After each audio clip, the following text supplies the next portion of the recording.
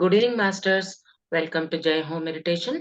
ಮೊಟ್ಟ ಮೊದಲಿಗೆ ನಮ್ಮೆಲ್ಲರ ಗುರುಗಳಾದ ಬ್ರಹ್ಮಶ್ರೀ ಪಿತಾಮಹ ಡಾಕ್ಟರ್ ಸುಭಾಷ್ ಪತ್ರಿಜಿ ಅವರಿಗೆ ವಂದಿಸುತ್ತಾ ನಮ್ಮ ಈ ದಿನದ ಸೆಷನ್ ಸ್ಟಾರ್ಟ್ ಮಾಡೋಣ ಮಾಸ್ಟರ್ಸ್.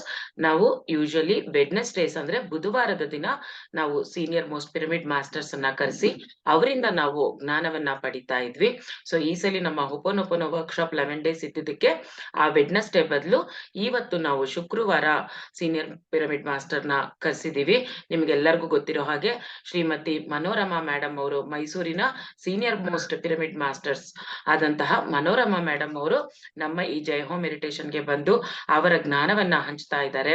ಸೊ ಹೋದ ಸಲಿ ಅವರು ಲಾಸ್ಟ್ ಮಂತ್ ಬಂದಾಗ ಈ ಒಂದು ಅರಿವು ಮತ್ತೆ ಪ್ರಜ್ಞೆ ಅನ್ನೋದ್ರ ಬಗ್ಗೆ, ಅಂದ್ರೆ ಅವೇರ್ನೆಸ್ ಮತ್ತೆ ಕಾನ್ಶಿಯಸ್ನೆಸ್, ಇದ್ರ ಬಗ್ಗೆ ಅವರು ಕೆಲವೊಂದು ಮಾಹಿತಿಗಳನ್ನ ನಮಗೆ ಕೊಟ್ಟಿದ್ರು. ಅಂದ್ರೆ ಅದೊಂದು ದೊಡ್ಡದಾದ ಒಂದು ವ್ಯಾಸ್ಟ್ ಸಬ್ಜೆಕ್ಟ್ ಆಗಿರೋದ್ರಿಂದ ಇವತ್ತು ಮತ್ತೆ ಅದರದೇ ಕಂಟಿನ್ಯೂಟಿ ತಗೊಂಡು ಸೆಕೆಂಡ್ ಪಾರ್ಟ್ ಅಲ್ಲಿ ಮತ್ತೆ ಸಾಕಷ್ಟು ವಿಷಯಗಳನ್ನ ಅದ್ರ ಬಗ್ಗೆ, ಅಂದ್ರೆ ಅರಿವು ಮತ್ತೆ ಪ್ರಜ್ಞೆ, ಅವೇರ್ನೆಸ್, ಕಾನ್ಶಿಯಸ್ನೆಸ್, ಇದ್ರ ಬಗ್ಗೆ ಮತ್ತೆ ಅವರು ಕಂಟಿನ್ಯೂ ಮಾಡ್ತಾ ಇದ್ದಾರೆ ಇವತ್ತಿನ ಒಂದು ಸೆಷನ್ ಅಲ್ಲಿ. ಸೊ ಎಲ್ಲರೂ ನಾವು ಮೇಡಮ್ ನ ವೆಲ್ಕಮ್ ಮಾಡೋಣ. Welcome madam, and over to you madam. Thank you. ನಮಸ್ತೆ ಎಲ್ರಿಗೂ ನಮಸ್ಕಾರ. 3 ವಾರಗಳ ಹಿಂದೆ ನನ್ನ ಉಪನ್ಯಾಸದಲ್ಲಿ ಆಧ್ಯಾತ್ಮಿಕ ಬೆಳವಣಿಗೆಗೆ ಸಂಬಂಧಿಸಿರುವಂತಹ ಅರಿವು ಪ್ರಜ್ಞೆ ಕುರಿತು ಮಾಹಿತಿಯನ್ನು ಕೊಟ್ಟಿದ್ದೆ. ಅದರ ಮುಂದಿನ ಭಾಗವಾಗಿ ಈ ದಿವಸ ಕೆಲವು ವಿಚಾರಗಳನ್ನ ಮುಂದುವರ್ಸೋಕ್ ಮುಂಚೆ 5 ನಿಮಿಷ ಅಂದಿನ ವಿಷಯದ ಮುಖ್ಯಾಂಶಗಳನ್ನ ಮನನ ಮಾಡೋಣ, ಮೆಲ್ಕ್ ಹಾಕೋಣ. ಯಾಕೆಂದ್ರೆ ಆಧ್ಯಾತ್ಮ ಅನ್ನೋದು ಕಬ್ಬಿಣದ ಕಡ್ಲೆ ಇದ್ದಾಗೆ. ಒಂದ್ ಕಡೆ ವಿಷಯ ಹೊಸದು, ಇನ್ನೊಂದ್ ಕಡೆ ಕೇಳಿಸ್ಕೊಂಡಾಗ ಎಲ್ಲಾನು ಅರ್ಥ ಆದಂಗ ಅನ್ಸುತ್ತೆ. ನೆನ್ಪಿಸ್ಕೊಳ್ಳಕ್ ಹೋದ್ರೆ ನೆನ್ಪೇ ಬರಲ್ಲ, ಪದಗಳೇ ಹೊರಡಲ್ಲ. ಮಾತ್ರ ತುಂಬಾ ಚೆನ್ನಾಗಿತ್ತು ಅಂತಾನೋ ಹೊಸ ವಿಚಾರ ಅಂತಾನೋ ಹೇಳ್ತೀವಿ ಹೊರತು ಬರ್ಕೊಳ್ಳೋದು ಇಲ್ಲ, ಕಲಿಯೋದು ಇಲ್ಲ, ಅಳವಡಿಸ್ಕೊಳ್ಳೋದಂತೂ ಮೊದ್ಲೇ ಇಲ್ಲ. ಕಷ್ಟ. ಅವುಗಳ ಬಗ್ಗೆ ಹೆಚ್ಚೆಚ್ಚು ತಿಳ್ಕೊಬೇಕು ಅನ್ನೋ ಉತ್ಸಾಹನೂ ಇರಲ್ಲ ಹೊಸದ್ರಲ್ಲಿ. ಕಲ್ತಿರೋ ಧ್ಯಾನನೇ ರಾತ್ರಿ ಅಭ್ಯಾಸ ಮಾಡ್ತೀನಿ ಅಂತ ಬೆಳಗ್ಗೆ ಮಾಡಲ್ಲ, ಬೆಳಗ್ಗೆ ಬೇಗ ಎದ್ದು ಮಾಡ್ತೀನಿ ಅಂತ ರಾತ್ರಿ ಮಾಡಲ್ಲ. ಮುಂದೂಡೋದು ಮಾನವನ ಸಹಜ ಗುಣ ಅಲ್ವಾ? ಅಧ್ಯಾತ್ಮ ಹೇಗೆ ಅಂದ್ರೆ ಒಂದು ದಿನದಲ್ಲಿ ತಿಳಿಯಕ್ಕೂ ಸಾಧ್ಯ ಇಲ್ಲ, ಕಲಿಯಕ್ಕೂ ಸಾಧ್ಯ ಇಲ್ಲ, ಸಾಧಿಸಕ್ಕೂ ಸಾಧ್ಯ ಇಲ್ಲ.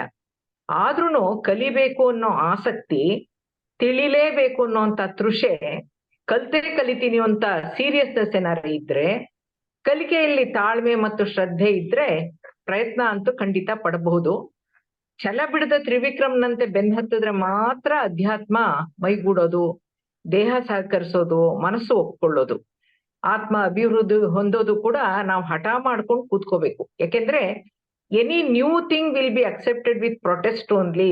ದೇಹಕ್ಕೆ ಹಳೇ ರೀತಿನೇ ಹೊಸ ಅಭ್ಯಾಸ ಆಗ್ಬಿಟ್ಟಿರೋದ್ರಿಂದ ಹೊಸದು ಏನ್ ಹೇಳಿದ್ರು ಅದಕ್ಕೆ ಒಪ್ಪೋದೇ ಇಲ್ಲ. ಅದು ನಮ್ಮ ಉಪನ್ಯಾಸ ಕೇಳುವಾಗ ಧ್ಯಾನ ಮಾಡ್ಲೇಬೇಕು ಅಂತ ಅನ್ಸುತ್ತೆ, ಮನೆಗೆ ಹೋದ್ಮೇಲೆ ಸೀರಿಯಲ್ ನೋಡ್ಬೇಕು ಅಂತ ಅನ್ಸುತ್ತೆ. 150 ಜನ ಯೂಟ್ಯೂಬ್ ನಲ್ಲಿರೋ ಎಷ್ಟೋ ಎಪಿಸೋಡ್ಗಳನ್ನ ಟೈಮ್ ಪಾಸ್ಗೆ ಅಂತ ಅರ್ಧ ನಿಮಿಷ 10 ಸೆಕೆಂಡ್ ಆತರ ಕೇಳಿಸ್ಕೊಳ್ತಾರೆ. ಆಧ್ಯಾತ್ಮಿಕ ಉಪನ್ಯಾಸ ಆದ್ರೆ ಅದನ್ನ ಸ್ಕಿಪ್ ಮಾಡಿಬಿಟ್ಟು ತಿರಸ್ಕಾರ ಭಾವದಿಂದ ಅಯ್ಯೋ ಅಂತ ಆಫ್ ಮಾಡಿ ಹೋಗೋರು ಇದ್ದಾರೆ. ಆದ್ರೆ ಆ ತರ ಸೀರಿಯಸ್ನೆಸ್ ಇಲ್ಲದೆ ಇರೋರ್ಗೆ ಯಾವ ಮಾಹಿತಿ ಕೂಡ ಜ್ಞಾನವಾಗಿ ಪರಿಣಮಿಸೋದಿಲ್ಲ. ಆ ಜ್ಞಾನ ಪ್ರಜ್ಞೆಯಾಗಿ ಆತ್ಮವನ್ನ ಎಚ್ಚರಿಸೋದಾದ್ರೂ ಹೇಗೆ? ಆ ಪ್ರಜ್ಞೆ ಅನ್ನುವಂಥ ಪದದ ಗಂಭೀರತೆಯನ್ನ ಅರ್ಥೈಸಿ ಅಳವಡಿಸ್ಕೊಂಡ್ರೆ ಮಾತ್ರ ಜ್ಞಾನೋದಯ ಪಡೆಯದೇ ಇದ್ರೂನು ಉತ್ತಮ ಮಾನವನಂತೂ ಆಗಬಹುದು ಅನ್ನೋ ನನ್ನ ಅನಿಸಿಕೆ, ನಂಬಿಕೆ. ಅರಿವು ಪ್ರಜ್ಞೆಯ ಬಗ್ಗೆ ನಾನು ನನ್ನ ಹಿಂದಿನ ಉಪನ್ಯಾಸದಲ್ಲಿ ಯಾವ್ಯಾವ ವಿಚಾರ ತಿಳಿಸಿದ್ದೆ ಅಂತ ಒಂದು ಚೂರು ಮನನ ಮಾಡೋಣ. ಯಾಕೆಂದ್ರೆ ಹೋದ್ಸಲ ಅಟೆಂಡ್ ಮಾಡಿರೋರು ಈ ಸಲ ಮಾಡದೇ ಇರ್ಬೋದು, ಈ ಸಲ ಹೊಸದಾಗಿ ಅಟೆಂಡ್ ಮಾಡ್ಬೋದು. ಹಾಗಾಗಿ ಅವ್ರಿಗೆ ಇದ್ರಲ್ಲಿ 2 ಒಂದೇ ಅಲ್ವಾ ಬೇರೆ ಅಲ್ವಾ ಅನ್ನೋ ತರ ಕನ್ಫ್ಯೂಷನ್ ಆಗದೆ ಇರಕ್ಕೆ ಕೆಲವು ವಿಚಾರಗಳನ್ನ ಮತ್ತೆ ಹೇಳಕ್ ಇಷ್ಟಪಡ್ತೀನಿ ನಾನು. ಅರಿವು ಅಂತಂದ್ರೆ ತಿಳುವಳಿಕೆ, ಎಚ್ಚರ, ಜ್ಞಾನ. ಅರಿವೇ ಗುರು ಅಂತ ಕೂಡ ಹೇಳ್ತಾರೆ. ಪ್ರಜ್ಞೆ ಅಂತಂದ್ರೂ ಕೂಡ ತಿಳುವಳಿಕೆ, ಜ್ಞಾನ, ಅರಿವು, ಎಚ್ಚರನೇ ಅದು. ಈ ಪದಗಳ ಬಳಕೆಯ ಅರ್ಥದಲ್ಲಿ ನೋಡಿದಾಗ ಅರಿವು ಮತ್ತು ಪ್ರಜ್ಞೆ ಒಂದೇ, ಎಚ್ಚರ ಸ್ಥಿತಿ ಮತ್ತು ಪ್ರಜ್ಞೆ ಎರಡೂನು ಒಂದೇನೆ. ಎರಡೂ ಪದಗಳಲ್ಲಿ ಅಂತಹ ವ್ಯತ್ಯಾಸ ಏನು ನಮಗ್ ಕಾಣೋದೇ ಇಲ್ಲ. ಆದ್ರೆ ಆಧ್ಯಾತ್ಮಿಕವಾಗಿ ನಾವು ನೋಡಿದಾಗ ಮಾನವ ತಪ್ಪಾಗದ ಹಾಗೆ ಎಚ್ಚರದಿಂದ ಕಾರ್ಯ ನಿರ್ವಹಿಸೋದನ್ನ ದೂರಾಲೋಚನೆಯಿಂದ ಅರಿವಿನಿಂದ ಎಚ್ಚರಿಕೆ ವಹಿಸೋದನ್ನ ಪ್ರಜ್ಞೆ ಅಂತಾನೋ, ಜಾಗೃತ ಸ್ಥಿತಿಯಲ್ಲಿ ಮುಂದಾಲೋಚನೆಯಿಂದ ದೂರಾಲೋಚನೆಯಿಂದ ತೀರ್ಮಾನ ತಗೊಳ್ಳೋದನ್ನ, ಮಾಡೋ ಕೆಲ್ಸದ ಮೇಲೆ ಮನಸ್ಸಿಟ್ಟು ಶಿಸ್ತು ಶ್ರದ್ಧೆಯಿಂದ ಎಚ್ಚರ ವಹಿಸಿ ಅರಿವಿನಿಂದ ಪ್ರತಿಕ್ರಿಯಿಸೋದನ್ನ, ಮಾತಾಡಕ್ ಮುಂಚೆ 1 ಸೆಕೆಂಡ್ ಟೈಮ್ ತಗೊಳ್ಳೋದನ್ನ, ಎಂದೆಂದಿಗೂ ನೆನಪಿನಲ್ಲಿ ಆಚರಣೆಯಲ್ಲಿ ಇರಲೇಬೇಕಾದಂತ ಪಾಲಿಸ್ಬೇಕಾದಂತ ವಿಷಯ ವಿಚಾರಗಳನ್ನ ಪ್ರಜ್ಞೆ ಅಂತ ನಾವು ಅರ್ಥ ಮಾಡ್ಕೊಳ್ಬಹುದು. ಅಂದ್ರೆ ನಮ್ಮನ್ನ ಎಚ್ಚರಿಸುತ್ತೆ, ಒಳಗಿನಿಂದ ನೀನ್ ಮಾತಾಡಕ್ ಮುಂಚೆ ನೋಡು ಅದು ತಪ್ಪಾ ಸರಿನಾ ಅಂತ ಹೇಳುತ್ತೆ, ಇದ್ ಮಾಡ್ತಿರೋ ತಪ್ಪೋ ಸರಿನೋ ಅಂತ ಹೇಳುತ್ತೆ. ಆದ್ರೂ ನಾನು ತಪ್ಪಿ ಮಾಡಿದ್ರೆ ಅದು ತಪ್ಪಾಗಿ ಕರ್ಮ ಅನ್ನಿಸ್ಕೊಳುತ್ತೆ, ಪಾಪ ಕರ್ಮ ಅಂತ ಆಗುತ್ತೆ. ಹಾಗಾಗಿ ಏನ್ ಮಾಡಿದ್ರೆ ಏನಾಗುತ್ತೆ, ಏನ್ ಮಾಡ್ಬೇಕು, ಏನ್ ಮಾಡ್ಬಾರ್ದು, ಮಾಡೋದಾದ್ರೆ ಹೇಗ್ ಮಾಡ್ಬೇಕು, ಮಾಡಬಾರ್ದು ಅಂತ ಆದ್ರೆ ಯಾಕೆ ಮಾಡಬಾರ್ದು ಅನ್ನೋಂಥ ತಿಳುವಳಿಕೆನೆ ಅರಿವು, ಅದೇ ಜ್ಞಾನ, ಅದೇ ಪ್ರಜ್ಞೆ, ಅದೇ ವಿವೇಕ, ಅದೇ ಸಾಮಾನ್ಯ ಪ್ರಜ್ಞೆ. ಸಾಮಾನ್ಯ ಪ್ರಜ್ಞೆ ಅಂದ್ರೆ ಕಾಮನ್ ಸೆನ್ಸ್ ಅಂತ. ಈ ಸಾಮಾನ್ಯ ಪ್ರಜ್ಞೆಯು ಎಚ್ಚರ ಸ್ಥಿತಿಯಲ್ಲಿರುವಂತಹ ಪಂಚೇಂದ್ರಿಯ ಜ್ಞಾನಕ್ಕಿಂತಾನೂ ಮೇಲಿರುವಂತಹ ಜ್ಞಾನ ಸ್ಥಿತಿ. ಪಂಚೇಂದ್ರಿಯಗಳಿಗಿಂತಾನು ಹೆಚ್ಚಿನ ಪರಿಪೂರ್ಣ ಜ್ಞಾನ ಸ್ಥಿತಿ. ಯಾರು ಹೇಳ್ಕೊಟ್ಟು ಬರೋದಲ್ಲ, ನೋಡಿ ಕಲಿಯುವಂತಹದ್ದಿದು, ಅರಿವಿನ ಸ್ಥಿತಿ ಇದು. ನಮ್ಮಿಂದ ತಪ್ಪುಗಳಾಗ್ದಂಗೆ ನಮ್ಮನ್ನ ಮಾರ್ಗದರ್ಶಿಸುವಂತ ಅಂತರ್ಜ್ಞಾನನೇ ಪ್ರಜ್ಞೆ. ಅದನ್ನ ಸೆಲ್ಫ್ ಗೈಡಿಂಗ್ ಪ್ರಿನ್ಸಿಪಲ್ಸ್ ಅಂತ ಬೇಕಾದ್ರೂ ಹೇಳ್ಬೋದು, ಅಂತಾನು ಅರ್ಥ ಮಾಡ್ಕೊಳ್ಬಹುದು. ಮಾನವನಲ್ಲಿ ಮೂಡ್ಬೇಕಾದಂತ ಯಾವ್ಯಾವ ಪ್ರಜ್ಞೆಗಳು ಮಾನವನನ್ನ ಪ್ರಾಜ್ಞಾವಂತನನ್ನಾಗಿ ಅಥವಾ ಪ್ರಜ್ಞಾವಂತನನ್ನಾಗಿ ಮಾಡತ್ತೆ, ಯಾವ್ಯಾವ ಪ್ರಜ್ಞೆಗಳು ಮಾನವನ ಆಧ್ಯಾತ್ಮಿಕ ಅಭಿವೃದ್ಧಿಗೆ ಪೂರಕ, ಮಾನವ ಪರಿಪೂರ್ಣ ಜ್ಞಾನಿ ಆಗೋಕೆ, ಮುಕ್ತಿ ಪಡೆಯೋಕೆ ಪೂರಕವಾಗಿರುವಂತಹ ಯಾವ್ಯಾವ ಅರಿವು ಪ್ರಜ್ಞೆಗಳು ಮಾನವನಲ್ಲಿ ಇರಬೇಕು ಅಂತ ನೋಡಿದ್ವಿ. ಅವು ಯಾವುವು ಅಂತಂದ್ರೆ ಬ್ರಹ್ಮಾಂಡ ಪ್ರಜ್ಞೆ, ಕಾಸ್ಮಿಕ್ ಕಾನ್ಶಿಯಸ್ನೆಸ್, ದಿವ್ಯ ಪ್ರಜ್ಞೆ, ಡಿವೈನ್ ಕಾನ್ಶಿಯಸ್ನೆಸ್, ಆಧ್ಯಾತ್ಮಿಕ ಪ್ರಜ್ಞೆ, ಆತ್ಮ ಪ್ರಜ್ಞೆ, ಸುಪ್ತ ಪ್ರಜ್ಞೆ. ಇದ್ ಪ್ರತಿಯೊಂದಕ್ಕೂ ಏನು ಅನ್ನೋದನ್ನ ವಿವರಣೆ ಕೊಟ್ಟಿದ್ದೆ ನಾನು ಹೋದ್ಸಲ. ಹಾಗಾಗಿ ಅದನ್ನ ತಿರುಗಿ ರಿಪೀಟ್ ಮಾಡೋದ್ ಬೇಡ ಅಂತ ಇದು ಮಾತ್ರ ಹೇಳ್ತಾ ಇದ್ದೀನಿ, ಟೈಟಲ್ಸ್ ಮಾತ್ರ. ನೈತಿಕ ಪ್ರಜ್ಞೆ, ಮಾರಲ್ ಕಾನ್ಶಿಯಸ್ನೆಸ್, ಪಾಪ ಪ್ರಜ್ಞೆ, ಪರಿಸರ ಪ್ರಜ್ಞೆ, ಸ್ವಚ್ಛತಾ ಶುಭ್ರತಾ ಪ್ರಜ್ಞೆ, ಅನಾಥ ಪ್ರಜ್ಞೆ, ಕರ್ತವ್ಯ ಪ್ರಜ್ಞೆ, ಧರ್ಮ ಪ್ರಜ್ಞೆ, ಸ್ವಾಸ್ಥ್ಯ ಪ್ರಜ್ಞೆ, ಪ್ರಸ್ತುತ ವಾಸ್ತವ ಪ್ರಜ್ಞೆ, ಸಮಯ ಪ್ರಜ್ಞೆ, ಹಾಸ್ಯ ಪ್ರಜ್ಞೆ. ಈ 16 ವಿಚಾರಗಳನ್ನ ತಿಳಿಸಿದ್ದೆ. ಮಾನವನನ್ನ ಮಾಧವನಾಗಿ ಪರಿವರ್ತಿಸಬಹುದಾದಂತಹ 16 ಬಗೆಯ ಆಧ್ಯಾತ್ಮಿಕ ಅಂತರ್ಪ್ರಜ್ಞೆಗಳು ಯಾವುವು ಅನ್ನೋದನ್ನ ಈಗಾಗಲೇ ತಿಳ್ಕೊಂಡಿದೀವಿ. ಯಾರು ಆವತ್ತಿನ ದಿವಸ ಅಂದ್ರೆ 8 ನವೆಂಬರ್ ಝೂಮ್ ಅಲ್ಲಿ ಜಾಯಿನ್ ಆಗಿರ್ಲಿಲ್ವೋ ಅವರು ಯೂಟ್ಯೂಬ್ ನಲ್ಲಿ ನೋಡಬಹುದು ಅಂತ ಹೇಳ್ತಾ, ಪ್ರಜ್ಞೆ, ದಿವ್ಯ ಪ್ರಜ್ಞೆ ಅನ್ನೋದು ಹೇಗೆ ಕಾರ್ಯನಿರ್ವಹಿಸುತ್ತೆ, ಅದರ ವೈಶಿಷ್ಟ್ಯತೆ ಏನು ಅನ್ನೋಕೆ ಒಂದು ವೈಜ್ಞಾನಿಕ ಸತ್ಯವನ್ನ ನಿಮ್ಮ ಗಮನಕ್ಕೆ ತರೋಕೆ ಇಷ್ಟಪಡ್ತೀನಿ ನಾನು. ಪ್ರಜ್ಞೆಯ ಇರುವಿಕೆಯನ್ನ, ಪ್ರಜ್ಞೆ ಅಂದ್ರೆ ಏನು ಅಂತ ವಿವರಣೆ ಸಿಕ್ಕದೇ ಇದ್ರೂ ಕೂಡ ಅನುಭವ ರೂಪದಲ್ಲಿ ಹೇಗೆ ಈ ಕೆಲಸ ಮಾಡತ್ತೆ, ಅದ್ರ ವಿಶೇಷತೆ ಏನು ಅನ್ನೋದನ್ನ ಅರ್ಥ ಮಾಡ್ಕೊಳ್ಳಕ್ಕೆ ಸಾಧ್ಯ. ಒಂದು ಜೀವಕೋಶವನ್ನ ಅಂದ್ರೆ ಒಂದು ಸೆಲ್ನ 2 ಭಾಗಗಳಾಗಿ ವಿಂಗಡಿಸಬಹುದು. ಬೀಜಕೋಶ ಅಂದ್ರೆ ನ್ಯೂಕ್ಲಿಯಸ್, ಕೋಶ ದ್ರವ್ಯ ಅಂದ್ರೆ ಸೈಟೋಪ್ಲಾಸಮ್ ಅಂತ. ಅಂದ್ರೆ ಒಂದು ಸೆಲ್ನ ನ್ಯೂಕ್ಲಿಯಸ್ ಮತ್ತೆ ಸೈಟೋಪ್ಲಾಸಮ್ ಅಂತ 2 ಭಾಗವಾಗಿ ವಿಂಗಡಿಸಬಹುದು. ಬೀಜಕೋಶದಲ್ಲಿ ತಳಿ ಮೂಲಾಂಶ ಅಂತ ಡೈಆಕ್ಸಿರೈಬೋ ನ್ಯೂಕ್ಲಿಯಸ್ ಅಂತನ್ನೋ ಆಸಿಡ್ ಇರುತ್ತೆ. ಅದನ್ನ ಶಾರ್ಟ್ ಫಾರ್ಮ್ ನಲ್ಲಿ DNA ಅಂತ ಕರೀತಾರೆ. ಈ ತಳಿ ಮೂಲಾಂಶವನ್ನ ವಿಶ್ಲೇಷಿಸಿದಾಗ ಅಂದ್ರೆ DNA ನ ವಿಶ್ಲೇಷಿಸಿದಾಗ ಅದರಲ್ಲಿ ಏನೇನಿತ್ತಂತೆ ಅಂದ್ರೆ ಇಂಗಾಲ, ರಂಜಕ, ಸಸಾರಜನಕ, ಆಮ್ಲಜನಕ ಇತ್ತಂತೆ. ಅಂದ್ರೆ ಕಾರ್ಬನ್ನು, ಸಲ್ಫರ್, ನೈಟ್ರೋಜನ್, ಆಕ್ಸಿಜನ್ ನ ಪರಮಾಣುಗಳ ಸಂಯೋಗ ಇತ್ತು. ಇವೆಲ್ಲನೂ ದೇಹದ ರಚನಾ ಕಾರ್ಯವನ್ನ ನಿರ್ವಹಿಸುವಂತಹ ರಾಸಾಯನಿಕಗಳಿರೋದ್ರಿಂದ ರಚನಾ ಕಾರ್ಯವು ಸೂತ್ರಬದ್ಧವಾಗಿ ಅವ್ಯಾಹತವಾಗಿ ನಿರಂತರವಾಗಿ ನಡೀತಾ ಇರುತ್ತೆ ಅಂತ ವಿಜ್ಞಾನ ಕಂಡುಹುಡುಕ್ತು. ಈ 4 ಅಂಶಗಳನ್ನ, ಪರಮಾಣುಗಳನ್ನ ಅಂದ್ರೆ ಕಾರ್ಬನ್, ಸಲ್ಫರ್, ನೈಟ್ರೋಜನ್, ಆಕ್ಸಿಜನ್ ರಾಸಾಯನಿಕಗಳನ್ನ ಪ್ರಯೋಗಶಾಲೆಯಲ್ಲಿ ಮಿಶ್ರಣ ಮಾಡಿದಾಗ ನಮ್ಗೆ ಸಂಯುಕ್ತ ವಸ್ತುಗಳು ಸಿಗೋದು ಸಹಜವೇ ಹೊರತು ಯಾವುದೇ ರಚನಾ ಕಾರ್ಯ ನಡೆಯಕ್ಕೆ ಸಾಧ್ಯ ಇಲ್ಲ ಅನ್ನೋದನ್ನ ಕಂಡುಹುಡುಕೊಂಡ್ರು. ಯಾಕೆಂದ್ರೆ ಆ ಮಿಶ್ರಣದಿಂದ ದೊರೆತ ಸಂಯುಕ್ತ ವಸ್ತುಗಳೆಲ್ಲವೂ ಪ್ರಜ್ಞಾರಹಿತವಾದ ಅಂದ್ರೆ ಪ್ರಜ್ಞೆ ಇಲ್ಲದ ರಾಸಾಯನಿಕಗಳೇ ವಿನಃ ಇವುಗಳಲ್ಲಿ ಪ್ರಜ್ಞೆಯನ್ನ ವಿಜ್ಞಾನಿಗಳು ತುಂಬಕ್ಕಾಗೋಲ್ಲ ಅನ್ನೋದು ಅವರ ಗಮನಕ್ಕೆ ಬಂತು. ವಸ್ತುಗಳನ್ನ ಪ್ರಜ್ಞಾವಂತರನ್ನಾಗಿ ಮಾಡಕ್ಕಾಗಲ್ಲ ನಾವು. ಪ್ರತಿಯೊಂದು ಜೀವಕೋಶದ ತಳಿ ಮೂಲಾಂಶದಲ್ಲಿ DNA ಪ್ರಜ್ಞೆಯ ಅಂಶ ಇದ್ರೆ ಮಾತ್ರ ಸ್ವಯಂ ಕಾರಣ ಕಾರ್ಯಾಚರಣೆ ಸಾಧ್ಯ, ಹೊಸ ಜೀವಿಯ ಸೃಷ್ಟಿ ಕಾರ್ಯಚಟುವಟಿಕೆಗಳು ಸಾಧ್ಯ, ಬೆಳವಣಿಗೆ ಸಾಧ್ಯ, ಅಂಗಾಂಗಗಳ ರೂಪುಗೊಳ್ಳುವಿಕೆ ಸಾಧ್ಯ. ಈ DNA ಪ್ರಜ್ಞೆಯನ್ನ ಸಾಮಾನ್ಯ ವಿಜ್ಞಾನ ಪ್ರಯೋಗಾಲಯದಲ್ಲಿ ತುಂಬಕ್ಕೆ ಸಾಧ್ಯ ಇಲ್ವೇ ಇಲ್ಲ.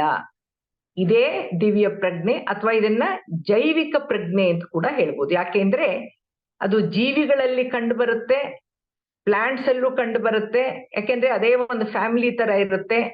ಹಾಗಾಗಿ ಜೀವಿಗಳಲ್ಲಿ ಈ ದಿವ್ಯ ಪ್ರಜ್ಞೆನೆ ಬಹಳ ಸ್ಪೆಷಲ್ ಆಗಿರುವಂತದ್ದು. ಇದರಿಂದ ಏನೇನ್ ಆಗತ್ತೆ ಅನ್ನೋದು ನಾವು DNA ಪ್ರಜ್ಞೆ ಅನ್ನೋದ್ರೊಳಗಡೆ ಏನೇನ್ ಅಡಗಿದೆ, ಯಾವುದನ್ನ ವಿಜ್ಞಾನಿಗಳು ಅದಕ್ಕೆ ಸೇರ್ಸಕ್ ಆಗಲ್ಲ ಅಂದ್ರೆ, ಮಾನವನಲ್ಲಿ ಈ ದಿವ್ಯ ಪ್ರಜ್ಞೆ ಇನ್ನೂ ವಿಶೇಷ ಅಂತ ಹೇಳಿದೆ. ಮಾನವನ ರಚನೆಗೆ ಮೂಲವಾದ ಶಕ್ತಿನೇ ದಿವ್ಯ ಪ್ರಜ್ಞೆ, ದೈವಿ ಪ್ರಜ್ಞೆ, ತಳಿ ಮೂಲ ಅಂಶ DNA ಪ್ರಜ್ಞೆ ಅಂತ ಹೇಳಿದೆ. ಈ DNA ಪ್ರಜ್ಞೆ ಅನ್ನೋದು ಜೀವಕೋಶದಲ್ಲಿರೋ ಪ್ರತಿಯೊಂದು ಕ್ರಿಯೆಗೂ ಆದೇಶವನ್ನ ನೀಡುತ್ತೆ. ಶರೀರದ ಬೆಳವಣಿಗೆ ಕಾರ್ಯವನ್ನ, ವಿಧ ವಿಧವಾದ ಅಂಗಾಂಗಗಳ ಕಾರ್ಯಚಟುವಟಿಕೆಗಳನ್ನ ನಿಯಂತ್ರಿಸುತ್ತೆ. ಹೇಗೆ? ಸೂಕ್ಷ್ಮ ರೂಪದಲ್ಲಿ. ಮಾನವ ಜೀವಿಯ ಭೌತಿಕ ಗುಣಲಕ್ಷಣಗಳಾದ ಯಾವ್ಯಾವ್ದು DNA ಪ್ರಜ್ಞೆಯಿಂದ ಅದರ ಸಣ್ಣ ಸೂಕ್ಷ್ಮ ಅಂಶದಲ್ಲಿ ಏನೇನ್ ಅಡಗಿರುತ್ತೆ, ಚರ್ಮ, ಕೂದಲು, ಸ್ನಾಯುಗಳ ರಚನೆ, ಮೂಳೆಗಳ ರಚನೆ, ವ್ಯಕ್ತಿಯ ಎತ್ತರ, ತೂಕ, ಸ್ವರೂಪ, ವ್ಯಕ್ತಿಯ ನಡವಳಿಕೆ, ಬುದ್ಧಿಶಕ್ತಿ, ಮನೋವಿಕಾಸ ಹಾಗೂ ಭಾವನಾತ್ಮಕ ಗುಣಗಳನ್ನ ನಿರ್ದೇಶಿಸುತ್ತೆ. ಅನುವಂಶೀಯ ಕಾಯಿಲೆಗಳನ್ನು ಕೂಡ ಸೂಚಿಸುತ್ತೆ. ಈ ಎಲ್ಲವನ್ನು ಸೂತ್ರಬದ್ಧವಾಗಿ ನಿರ್ವಹಿಸುತ್ತೆ. ಪೂರ್ವಜರ ಪಿತೃಗಳ ಪಾಪ ಪುಣ್ಯದ ಫಲಗಳು ಮುಂದಿನ ಪೀಳಿಗೆಗೆ ಹರಿಸುತ್ತೆ. ನಮ್ಮ ತಪ್ಪು ಒಪ್ಪುಗಳ ಪ್ರಭಾವ ನಮ್ಮ ಮುಂದಿನ ಪೀಳಿಗೆಗಳ ಮೇಲೆ ಬೀಳುತ್ತೆ. ನೋಡಿದ್ರ ಈ ತಳಿ ಮೂಲಾಂಶ ಪ್ರಜ್ಞೆಗೆ, DNA ಪ್ರಜ್ಞೆಗೆ ಎಂಥ ಜೈವಿಕ ತಾಂತ್ರಿಕತೆ ಇದೆ ಅಂತ. ಈ DNA ಕಾರ್ಯವೈಖರಿ ಬಗ್ಗೆ ಸಾಕಷ್ಟು ಸಂಶೋಧನೆಗಳು ನಡೆದಿದೆ, ಇನ್ನೂ ನಡೀತಾನೆ ಇದೆ. ಪ್ರಯೋಗಾಲಯದ ವಿಜ್ಞಾನವನ್ನ ಮೀರಿದ ಸೂಕ್ಷ್ಮ ಪ್ರಕ್ರಿಯೆಗಳೇ ಆಧ್ಯಾತ್ಮಿಕ. ಈ ತಿಳುವಳಿಕೆಗಳನ್ನ ಪಡಿಲೇಬೇಕೆನ್ನುವಂತ ತೃಷೆನೆ, ಇಚ್ಛೆನೆ ಇಚ್ಛಾಶಕ್ತಿ. ಈ ತಿಳುವಳಿಕೆಗಳೇ ಜ್ಞಾನಶಕ್ತಿ. ಈ ಸೂಕ್ಷ್ಮ ರೂಪದಲ್ಲಿ ಸೂತ್ರಬದ್ಧವಾದ ಕಾರ್ಯನಿರ್ವಹಣೆಯೇ ಕ್ರಿಯಾಶಕ್ತಿ. ಈ ಮೂರೂ ಶಕ್ತಿಗಳು ಒಟ್ಟಾಗಿ ಕಾರ್ಯನಿರ್ವಹಿಸಕ್ಕೆ ಸಾಧ್ಯ ಮಾನವನಲ್ಲಿ ಮಾತ್ರ. ಅದಕ್ಕೆ ಮಾನವನ ಜನ್ಮ ಶ್ರೇಷ್ಠ ಅನ್ನೋದು. ಸೂಕ್ಷ್ಮ ರೂಪದ ಕಾರ್ಯಾಚರಣೆಯನ್ನ ಸುಸ್ಥಿತಿಯಲ್ಲಿಡಕ್ಕೆ, ನಿರಂತರವಾಗಿರ್ಸಕ್ಕೆ ಸಾಧ್ಯ ಧ್ಯಾನದಿಂದ. ಧ್ಯಾನದಲ್ಲಿ ಪ್ರವಹಿಸುವಂತ ವಿಶ್ವಶಕ್ತಿಯಿಂದ, ಪರಬ್ರಹ್ಮನ ದೈವಿ ಪ್ರಜ್ಞೆಯಿಂದ. ಇದು ಆತ್ಮ ಸಂಬಂಧಿತ, ಪ್ರಾಣ ಸಂಬಂಧಿತ, ಬ್ರಹ್ಮಾಂಡ ಸೃಷ್ಟಿ ಸಂಬಂಧಿತ. ಇದು ದೈವಿಕವೇ ಹೊರತು ಭೌತಿಕವಲ್ಲ. ಸಾಮಾನ್ಯ ವಿಜ್ಞಾನದ ಪರಿಮಿತಿಯಲ್ಲಿ, ವೈದ್ಯಕೀಯ ವಿಜ್ಞಾನದ ಪರಿಮಿತಿಯಲ್ಲಿ ಬರದೇ ಇರುವಂತಹ, ಮಾನವ ನಿಯಂತ್ರಿಸಕ್ಕಾಗದೇ ಇರುವಂತಹ, ಇಂದ್ರಿಯಗಳಿಗೆ ಎಟಕಲಾರದ, ಪ್ರಯೋಗಾಲಯದಲ್ಲಿ ಕಂಡುಹಿಡಿಯಕ್ಕಾಗದ ಎಲ್ಲ ರೀತಿಯ ಜೈವಿಕ ಚರಾಚರ ರಚನೆಗೆ, ಪ್ರಕ್ರಿಯೆಗಳಿಗೆ ಕಾರಣವಾಗಿರೋ ಶಕ್ತಿನೇ, ಚೈತನ್ಯನೇ ದೈವಿ ಶಕ್ತಿ, ದೈವಿಕ ಪ್ರಜ್ಞೆ, ದಿವ್ಯ ಪ್ರಜ್ಞೆ ಅಂತಾನು ಹೇಳ್ಬೋದು. ಎಲ್ಲಿ ಇಚ್ಛೆ, ಜ್ಞಾನ, ಕ್ರಿಯೆ ಒಟ್ಟಾಗಿರುತ್ತೋ, ಯಾವಾಗ ಒಟ್ಟಾಗಿ ಇವೆಲ್ಲವೂ ಕಾರ್ಯನಿರ್ವಹಿಸುತ್ತೋ ಅದೇ ದಿವ್ಯ ಪ್ರಜ್ಞೆ. ಪ್ರಜ್ಞೆ ಇದ್ದವರಿಗೆ ಮಾತ್ರ, ಪ್ರಜ್ಞೆ ಇರುವಲ್ಲಿ ಮಾತ್ರ ಇಚ್ಛಾಶಕ್ತಿ, ಜ್ಞಾನಶಕ್ತಿ ಮತ್ತು ಕ್ರಿಯಾಶಕ್ತಿ ನಿರಂತರವಾಗಿ ಅಸ್ತಿತ್ವದಲ್ಲಿರುತ್ತೆ. ಮಾನವನ ಆಧ್ಯಾತ್ಮಿಕ ಬೆಳವಣಿಗೆಯನ್ನ, ಮುಕ್ತಿಗೆ ಅರ್ಹತೆಯನ್ನ, ಊರ್ಧ್ವಲೋಕ ಪ್ರಯಾಣವನ್ನ, ಅತೀಂದ್ರಿಯ ಅನುಭವಗಳನ್ನ ಪಡೆಯೋಕೆ ಈ ದೈವಿ ಪ್ರಜ್ಞೆಯ, ಸುಪ್ತ ಪ್ರಜ್ಞೆಯ ಅಂಶ ಬಹಳ ಮುಖ್ಯ. ಮಾನವನಿಗೆ ಮಾತ್ರ ಮುಕ್ತಿ ಪಡೆಯಕ್ಕೆ ಅವಕಾಶ ಇರೋದು. ಈ ಅವಕಾಶವನ್ನ ಅವನು ಉಪಯೋಗಿಸ್ಕೊಳ್ಬೇಕಾಗಿದ್ರೆ ಯಾವುದೇ ಡಿಗ್ರಿ, ಪದವಿ, ಪ್ರಮಾಣ ಪತ್ರಗಳು, PhDಗಳಾಗ್ಲಿ, ಪ್ರಶಸ್ತಿ ಬಿರುದು ಬಾವಲಿಗಳಾಗ್ಲಿ ಉಪಯೋಗಕ್ಕೆ ಬರಲ್ಲ. ಯಾವ ಪ್ರಾಪಂಚಿಕ ಭೌತಿಕ ಜ್ಞಾನ ಕೂಡ ಮುಕ್ತಿಯನ್ನ ನೀಡಕ್ ಸಾಧ್ಯ ಇಲ್ಲ. ಪ್ರಾಣಿ ಸಂಕುಲದಿಂದ ಮಾನವನಾಗಕ್ಕೆ 33 ಲಕ್ಷ ಜನ್ಮ ಪಡೆದಿರಬಹುದು. ಮಾನವ ಮಾಧವನಾಗ್ಬೇಕಾಗಿದ್ರೆ ಇನ್ನೂ ಸುಮಾರು 51 ಲಕ್ಷ ಜನ್ಮಗಳನ್ನ ಸವಿಸಲೇಬೇಕು, ಕ್ರಮಿಸಲೇಬೇಕು. ಆದ್ರೆ ಮಾನವನೇನಾದ್ರೂ ಆಧ್ಯಾತ್ಮಿಕ ಜ್ಞಾನ ತೃಷಿಯನ್ನೇನಾದ್ರೂ ಬೆಳೆಸ್ಕೊಂಡ್ರೆ, ಮಾನವ ಈ ಆಧ್ಯಾತ್ಮಿಕ ಪ್ರಜ್ಞೆಯಿಂದೇನಾದ್ರೂ ಜೀವಿಸಿದ್ರೆ, ಯುಗಧರ್ಮವನ್ನ ಪಾಲಿಸಿದ್ರೆ, ತನ್ನ ಗುರಿ ಹಿಂದೆ ಅಂದ್ರೆ ಆತ್ಮ ಸಾಕ್ಷಾತ್ಕಾರ ಅನ್ನೋಂಥ ಗುರಿಯ ಹಿಂದೊಬ್ಬ ತ್ರಿಕಾಲ ಜ್ಞಾನಿ ಗುರುವಿನ ಮಾರ್ಗದರ್ಶನವನ್ನ ಪಡೆದು ಪಾಲಿಸಿದ್ರೆ, ಮಾನವನಲ್ಲಿ ಇರಲೇಬೇಕಾದ, ಬೆಳೆಸಿಕೊಳ್ಬೇಕಾದ, ಉಳಿಸಿಕೊಳ್ಬೇಕಾದ ಪ್ರಜ್ಞೆಗಳನ್ನ ಮೂಡಿಸ್ಕೊಂಡಲ್ಲಿ, ಬೆಳೆಸಿಕೊಂಡ ಆಧ್ಯಾತ್ಮಿಕ ಪ್ರಜ್ಞೆಗಳನ್ನ ಬಳಸಿ ಜೀವಿಸಿದಲ್ಲಿ ಜ್ಞಾನೋದಯ ಅನ್ನೋದು ಯಾರಿಗೂ ಕೊಡುವ ಪ್ರಮಾಣ ಪತ್ರವಾಗಿರ್ದೇನೆ ತಂತಾನೆ ತನ್ನಲ್ಲೇ ಉದ್ಭವವಾಗುವಂಥದ್ದು. ಇದಕ್ಕೆ ಉದಾಹರಣೆ ಭಗವಾನ್ ಬುದ್ಧ.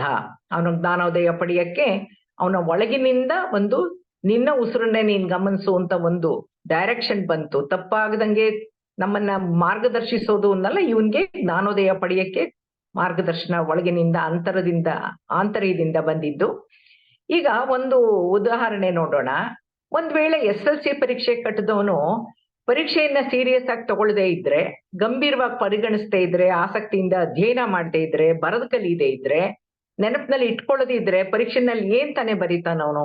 ಫಲಿತಾಂಶ ಏನಾಗಕ್ಕೆ ಸಾಧ್ಯ? ಫೇಲ್ ಆದ್ರೆ ಮತ್ತೆ ಪರೀಕ್ಷೆಯನ್ನ ಬರಿಬೇಕಾಗತ್ತೆ. ನಾನಾಗ್ಲಿ ಶಾಂತಲಾ ಮೇಡಮ್ ಆಗ್ಲಿ ನಿಮ್ಗೆ ತಿಳಿಸ್ತಾ ಇರೋದು ಮಾನವ ಮಾಧವನಾಗಕ್ಕೆ ಇರುವಂತಹ ಸಿಲೆಬಸ್ಸು, ವಿಷಯಗಳು, ಪಾಠಗಳು, ಅವಕಾಶಗಳು ಹಾಗೂ ಮಾರ್ಗಗಳು, ವಿಧಾನಗಳು. ಸತ್ಸಂಗದಲ್ಲಿ ಅಧ್ಯಾತ್ಮ ಅರ್ಥ ಮಾಡ್ಕೊಳ್ಬೇಕು ಅನ್ನೋ ಸೀರಿಯಸ್ನೆಸ್ ಇಲ್ಲದೆ ಇದ್ರೆ, ಕಲಿಯದೇ ಇದ್ರೆ, ತೊಡಗಿಸ್ಕೊಳ್ಳದೆ ಇದ್ರೆ ನಮ್ಮ ಮತ್ತು ಶಾಂತಲಾ ಮೇಡಮ್ ಅವರ ಪ್ರಯತ್ನ ವ್ಯರ್ಥವಾದಲ್ಲಿ 51 ಲಕ್ಷ ಜನ್ಮಗಳಂತೂ ಗಟ್ಟಿ. ಜೀವನದಲ್ಲಿ ಅದೃಷ್ಟ, ಅವಕಾಶ, ಅನುಭವ ಅನ್ನೋದು ಒಂದೊಂದೇ ಸಲ ಸಿಕ್ಕೋದು, ಕಳ್ಕೊಂಡ್ರೆ ಮತ್ತೆ ಸಿಗೋದು ಕಷ್ಟ, ಅಥವಾ ಸಿಗದಿರ್ಲೂಬಹುದು. ಆಯ್ಕೆ ನಿಮ್ದು. ಹಿಂದಿನ ಉಪನ್ಯಾಸದಲ್ಲಿ ತಿಳಿಸಿದ 16 ಬಗೆಯ ಆಧ್ಯಾತ್ಮಿಕ ಅಂತರ್ಪ್ರಜ್ಞೆಗಳಲ್ಲದೇನೆ ಈ ಕರ್ಮಭೂಮಿಯಲ್ಲಿ ಜೀವಿಸುವಾಗ ಬಳಸಬಹುದಾದಂತ ಇನ್ನೂ 16 ಪ್ರಜ್ಞೆಗಳ ಬಗ್ಗೆ ತಿಳ್ಕೊಳ್ಳೋಣ. 16 ತಿಳಿಸಿದ್ದೆ, 17ನೇದು ಜ್ಞಾನ ಪ್ರಸಾರ ಪ್ರಜ್ಞೆ, ಅಧ್ಯಾತ್ಮ ಪ್ರಚಾರ ಪ್ರಜ್ಞೆ. ಮನುಷ್ಯನ್ಗೆ ಕಲಿಯೋ ಆಸಕ್ತಿ, ತಿಳಿಯೋ ಉತ್ಸಾಹ, ಜ್ಞಾನ ತೃಷೆ ಇರ್ಬೇಕು. ಬೇಕು ನಾ ಕಲಿಬೇಕು, ತಿಳ್ಕೊಬೇಕು ಅನ್ನೋದು ಇರ್ಬೇಕು. ತಿಳಿಸೋ ಅಂತಹ ಜ್ಞಾನಿನೂ ಸಿಗ್ಬೇಕು. ತಿಳಿದವರಿಂದ ಆಧ್ಯಾತ್ಮಿಕ ವಿಚಾರಗಳನ್ನ ತಿಳಿದು ಆ ಜ್ಞಾನವನ್ನ ಪ್ರಸಾರ ಮಾಡ್ಬೇಕು. ತಿಳಿಸಕ್ಕೂ ಆಸಕ್ತಿ ಇರ್ಬೇಕು, ಉತ್ಸಾಹ ಇರ್ಬೇಕು. ಯಾರಿಗೂ ತಿಳಿಸ್ಕೊಡದೆ ಸತ್ರೆ ಆ ಆಧ್ಯಾತ್ಮಿಕ ಜ್ಞಾನ ಕೂಡ ನಶಿಸಿ ಹೋಗುತ್ತೆ. ಹಿಂದಿನ ಕೆಲವು ಜ್ಞಾನಿಗಳು, ಅಧ್ಯಾತ್ಮ ಸಾಧಕರು ತಮ್ಮ ವಿದ್ಯೆಯನ್ನ, ಜ್ಞಾನವನ್ನ ಬೇರೆಯವರಿಗೆ ಕಲ್ಸಕ್ ಮುಂಚೆ ಯಾರಿಗೂ ಹೇಳೋದಿಲ್ಲ, ಯಾರಿಗೂ ಕಲ್ಸೋದಿಲ್ಲ ಅಂತ ಅವರಿಂದ ಭಾಷೆ ತಗೊಂಡು ಹೇಳಿಕೊಡ್ತಾ ಇದ್ದಿದ್ರಿಂದ ಎಷ್ಟೋ ವಿದ್ಯೆಗಳು, ಎಷ್ಟೋ ಚಿಕಿತ್ಸಾ ಪದ್ಧತಿಗಳು ಹೆಸರಿಲ್ದಂಗೆ ನಶಿಸಿ ಹೋಗಿದೆ. ಹಾಗಾಗ್ಬಾರ್ದು ಅನ್ನೋದೇನೆ ನನ್ನ ಮತ್ತು ಶಾಂತಲಾ ಮೇಡಮ್ ಪ್ರಯತ್ನ. ಕಲ್ಸಕ್ಕೆ ನಾವು ರೆಡಿ ಇದ್ರು ಕಲಿಯೋರು ಬೇಕಲ್ವಾ? ಸ್ವಇಚ್ಛೆಯಿಂದ ಬರೋರು ಕಡಿಮೆ, ಶ್ರದ್ಧೆಯಿಂದ ಕಲಿಯೋರು ಕಡಿಮೆ, ಕಲಿತರು ಸಾಧನೆಯಲ್ಲಿ ತೊಡಗೋರು ಕಡಿಮೆ. ಈಗ ಓದೋ ಅಭ್ಯಾಸನೂ ಕಡಿಮೆ ಆಗಿದೆ, ಬರ್ಕೊಳ್ಳೋದು, ಬರೆಯೋ ಅಭ್ಯಾಸ ಬಿಟ್ಟೇ ಹೋಗಿದೆ. ಎಲ್ಲಾ ರೆಕಾರ್ಡ್ ಮಾಡಿಸ್ಕೊಟ್ಬಿಡಿ, ನಾವು ಟೈಮ್ ಆದಾಗ ಕೇಳ್ಕೊತೀವಿ ಅಂತ ತುಂಬಾ ಸುಲಭದ ವಿಧಾನ ಎಕ್ಸ್ಪೆಕ್ಟ್ ಮಾಡ್ತಾರೆ. ಇಲ್ಲೊಂದು ವಿಚಾರ ಹೇಳಕ್ ಇಷ್ಟಪಡ್ತೀನಿ, ಯಾಕೆ ನಿಮ್ಮ ಮನೆಗಳಲ್ಲೂ ಕೂಡ ವಿದ್ಯಾರ್ಥಿಗಳು ಇರಬಹುದು. ಈ ವಿದ್ಯಾರ್ಥಿಗಳಲ್ಲಿ ಬರೆಯೋ ಅಭ್ಯಾಸನೇ ಕಡಿಮೆ ಆಗಿದೆ. ಏನ್ ಸಿಕ್ಕಿದ್ರು ಜೆರಾಕ್ಸ್ ಮಾಡಿಸಿಟ್ಕೊಳ್ಳೋ ಅಭ್ಯಾಸ ಇದೆಯೇ ಹೊರತು ಇಡೀ ರಾತ್ರಿ ನಿದ್ದೆ ಕೆಟ್ಟು ನೋಟ್ಸ್ ಮಾಡ್ಕೊಳ್ಳೋ ಅಷ್ಟು, ಬರೆಯೋ ಅಷ್ಟು ಸಹನೆ, ಸಮಾಧಾನ ಇಲ್ಲ. ಮಾಡಿಸಿಟ್ಕೊಂಡಿರೋಂತ ಜೆರಾಕ್ಸ್ ನೋಟ್ಸ್ ನ ಖಂಡಿತವಾಗ್ಲೂ ಪರೀಕ್ಷೆ ಮುಗಿದೋದ್ರು ಕೂಡ ಒಮ್ಮೆ ಕೂಡ ತೆಗೆದು ನೋಡದೆ ಇರೋಂತ ಚಾನ್ಸಸ್ ಜಾಸ್ತಿ. ಅದು 30 ಪೈಸಾ ಜೆರಾಕ್ಸ್, 40 ಪೈಸೆ ಜೆರಾಕ್ಸ್ ಅಂತ ಏನ್ ಮಾಡ್ಸಿಟ್ಟಿರ್ತಾರೋ ಅದನ್ನ ಮಡಿಚ್ಬಿಟ್ಟು ಅದ್ರ ಮೇಲೆ ವೆಯ್ಟು ಇಟ್ಬಿಟ್ಟಿದ್ರೆ ತೆಗೆದ್ರೆ ಪಟಾಕಿ ತರ ಚಿಟಿ ಅಂತ ಬರ್ತಿರುತ್ತೆ ಹೊತ್ತು ಅಕ್ಷರ ಈ ಹಾಳದ ಆ ಹಾಳಾಗಿ, ಆ ಹಾಳದ ಈ ಹಾಳಾಗಿ ಆಗ್ಬಿಟ್ಟಿರುತ್ತೆ. ಅವ್ರು ಏನು ಓದಕ್ಕಾಗಲ್ಲ, ಬಾಡ್ಸಿದ್ದೇ ವೇಸ್ಟು. ಇದು ನನ್ನ ಹತ್ರ ಇರೋ ನೋಟ್ಸ್ ಅನ್ನ ನಿಮಗ್ ಕೊಟ್ರೆ, ನಿಮ್ಮ ಹತ್ರ ಇರೋ ನೋಟ್ಸ್ ನಾನು ಇಸ್ಕೊಂಡ್ರೆ ಅದು ಜ್ಞಾನ ಪ್ರಚಾರನೂ ಅಲ್ಲ, ಜ್ಞಾನ ಪ್ರಸಾರನೂ ಅಲ್ಲ, ಸೋಮಾರಿತನದ ಪರಮಾವಧಿ ಅಂತ ಹೇಳಕ್ ಇಷ್ಟಪಡ್ತೀನಿ ನಾನು. ಈ ಜ್ಞಾನ ಪ್ರಸಾರ ಮತ್ತು ಧ್ಯಾನ ಪ್ರಚಾರಕ್ಕೆ ಸಂಬಂಧಪಟ್ಟಂಗೆ ಪತ್ರಿ ಸರ್ ಏನ್ ಹೇಳ್ತಾ ಇದ್ರು ಅಂದ್ರೆ, ವ್ಯಕ್ತಿ ಧ್ಯಾನ ಕಲ್ತು 1 ದಿನ ಆಗಿದ್ರೆ ಅವನು 1 ಡೇ ಮಾಸ್ಟರ್. ಅವನ್ ಏನ್ ಕಲ್ತಿದಾನೋ 1 ದಿನದಲ್ಲಿ ಅಷ್ಟನ್ನ ಅವನು ಬೇರೆಯವ್ರಿಗೆ ತಿಳಿಸ್ಬಹುದು. 1 ತಿಂಗಳಿಗೆ ಬಂದು ಕ್ಲಾಸ್ ಅಟೆಂಡ್ ಮಾಡಿದ್ರೆ 1 ಮಂತ್ ಮಾಸ್ಟರ್ ಅಂತಿದ್ರು. ಪಿರಮಿಡ್ ಆಧ್ಯಾತ್ಮಿಕ ಸಂಸ್ಥೆಯವರೆಲ್ಲರೂ ಆಧ್ಯಾತ್ಮಿಕ ವಿಜ್ಞಾನಿಗಳು, ಅವರೆಲ್ಲರೂ ಸ್ಪಿರಿಚುವಲ್ ಮಾಸ್ಟರ್ಸು. ಅವ್ರು ಕಲ್ಸೋದೇ ಧ್ಯಾನ ವಿಜ್ಞಾನ. ಅವ್ರ ಉದ್ದೇಶನೇ ಆತ್ಮಜ್ಞಾನ ಪ್ರಚಾರ, ಧ್ಯಾನ ಪ್ರಚಾರ, ಜ್ಞಾನ ಪ್ರಸಾರ ಅಂತ ಹೇಳ್ತಾ ಇದ್ರು. ಅವರೆಲ್ಲರಲ್ಲೂ ಬುದ್ಧತ್ವ ಇದೆ ಅಂತ ಹೇಳ್ತಾ ಇದ್ರು. ಅಂದ್ರೆ ಎಲ್ಲಾ ಪಿರಮಿಡ್ ಸ್ಪಿರಿಚುವಲ್ ಸೊಸೈಟಿ ಮಾಸ್ಟರ್ಸ್ ಹತ್ರನೂ ಎಲ್ಲ ಇರೋದೇನೆ ಅವರು ಸ್ಪಿರಿಚುವಲ್ ಮಾಸ್ಟರ್ಸ್. ಅವರೆಲ್ಲರಲ್ಲೂ ಬುದ್ಧತ್ವ ಅನ್ನೋದಿದೆ. ಧ್ಯಾನ ಪ್ರಚಾರ ಪ್ರಜ್ಞೆ ಹಾಗೂ ಜ್ಞಾನ ಪ್ರಸಾರ ಪ್ರಜ್ಞೆ ತುಂಬಿದ್ದು ಹಲವಾರು ರೀತಿಗಳಲ್ಲಿ ಕಾರ್ಯಕ್ರಮಗಳು ನಡೀತಾನೆ ಇದೆ. ಇವರ ಸ್ಲೋಗನ್ ಏನು ಅಂದ್ರೆ, ಪತ್ರಿ ಸರ್ ಹೇಳ್ತಾ ಇದ್ದಿದ್ದು each one teach 1 A day ಅಂತ ಹೇಳ್ತಾ ಇದ್ರು. ಅಂದ್ರೆ ಪ್ರತಿಯೊಬ್ಬ ಧ್ಯಾನಿ ಕೂಡ ದಿನಕ್ಕೆ ಒಬ್ರಿಗಾದ್ರೂ ಧ್ಯಾನ ಹೇಳ್ಕೊಡ್ಬೇಕು ಅಂತ ಹೇಳ್ತಾ ಇದ್ರು. ಈ ಜಗತ್ತು ಧ್ಯಾನ ಜಗತ್ತಾಗ್ಬೇಕು ಅನ್ನೋದು ಅವರ ಉದ್ದೇಶ ಆಗಿತ್ತು.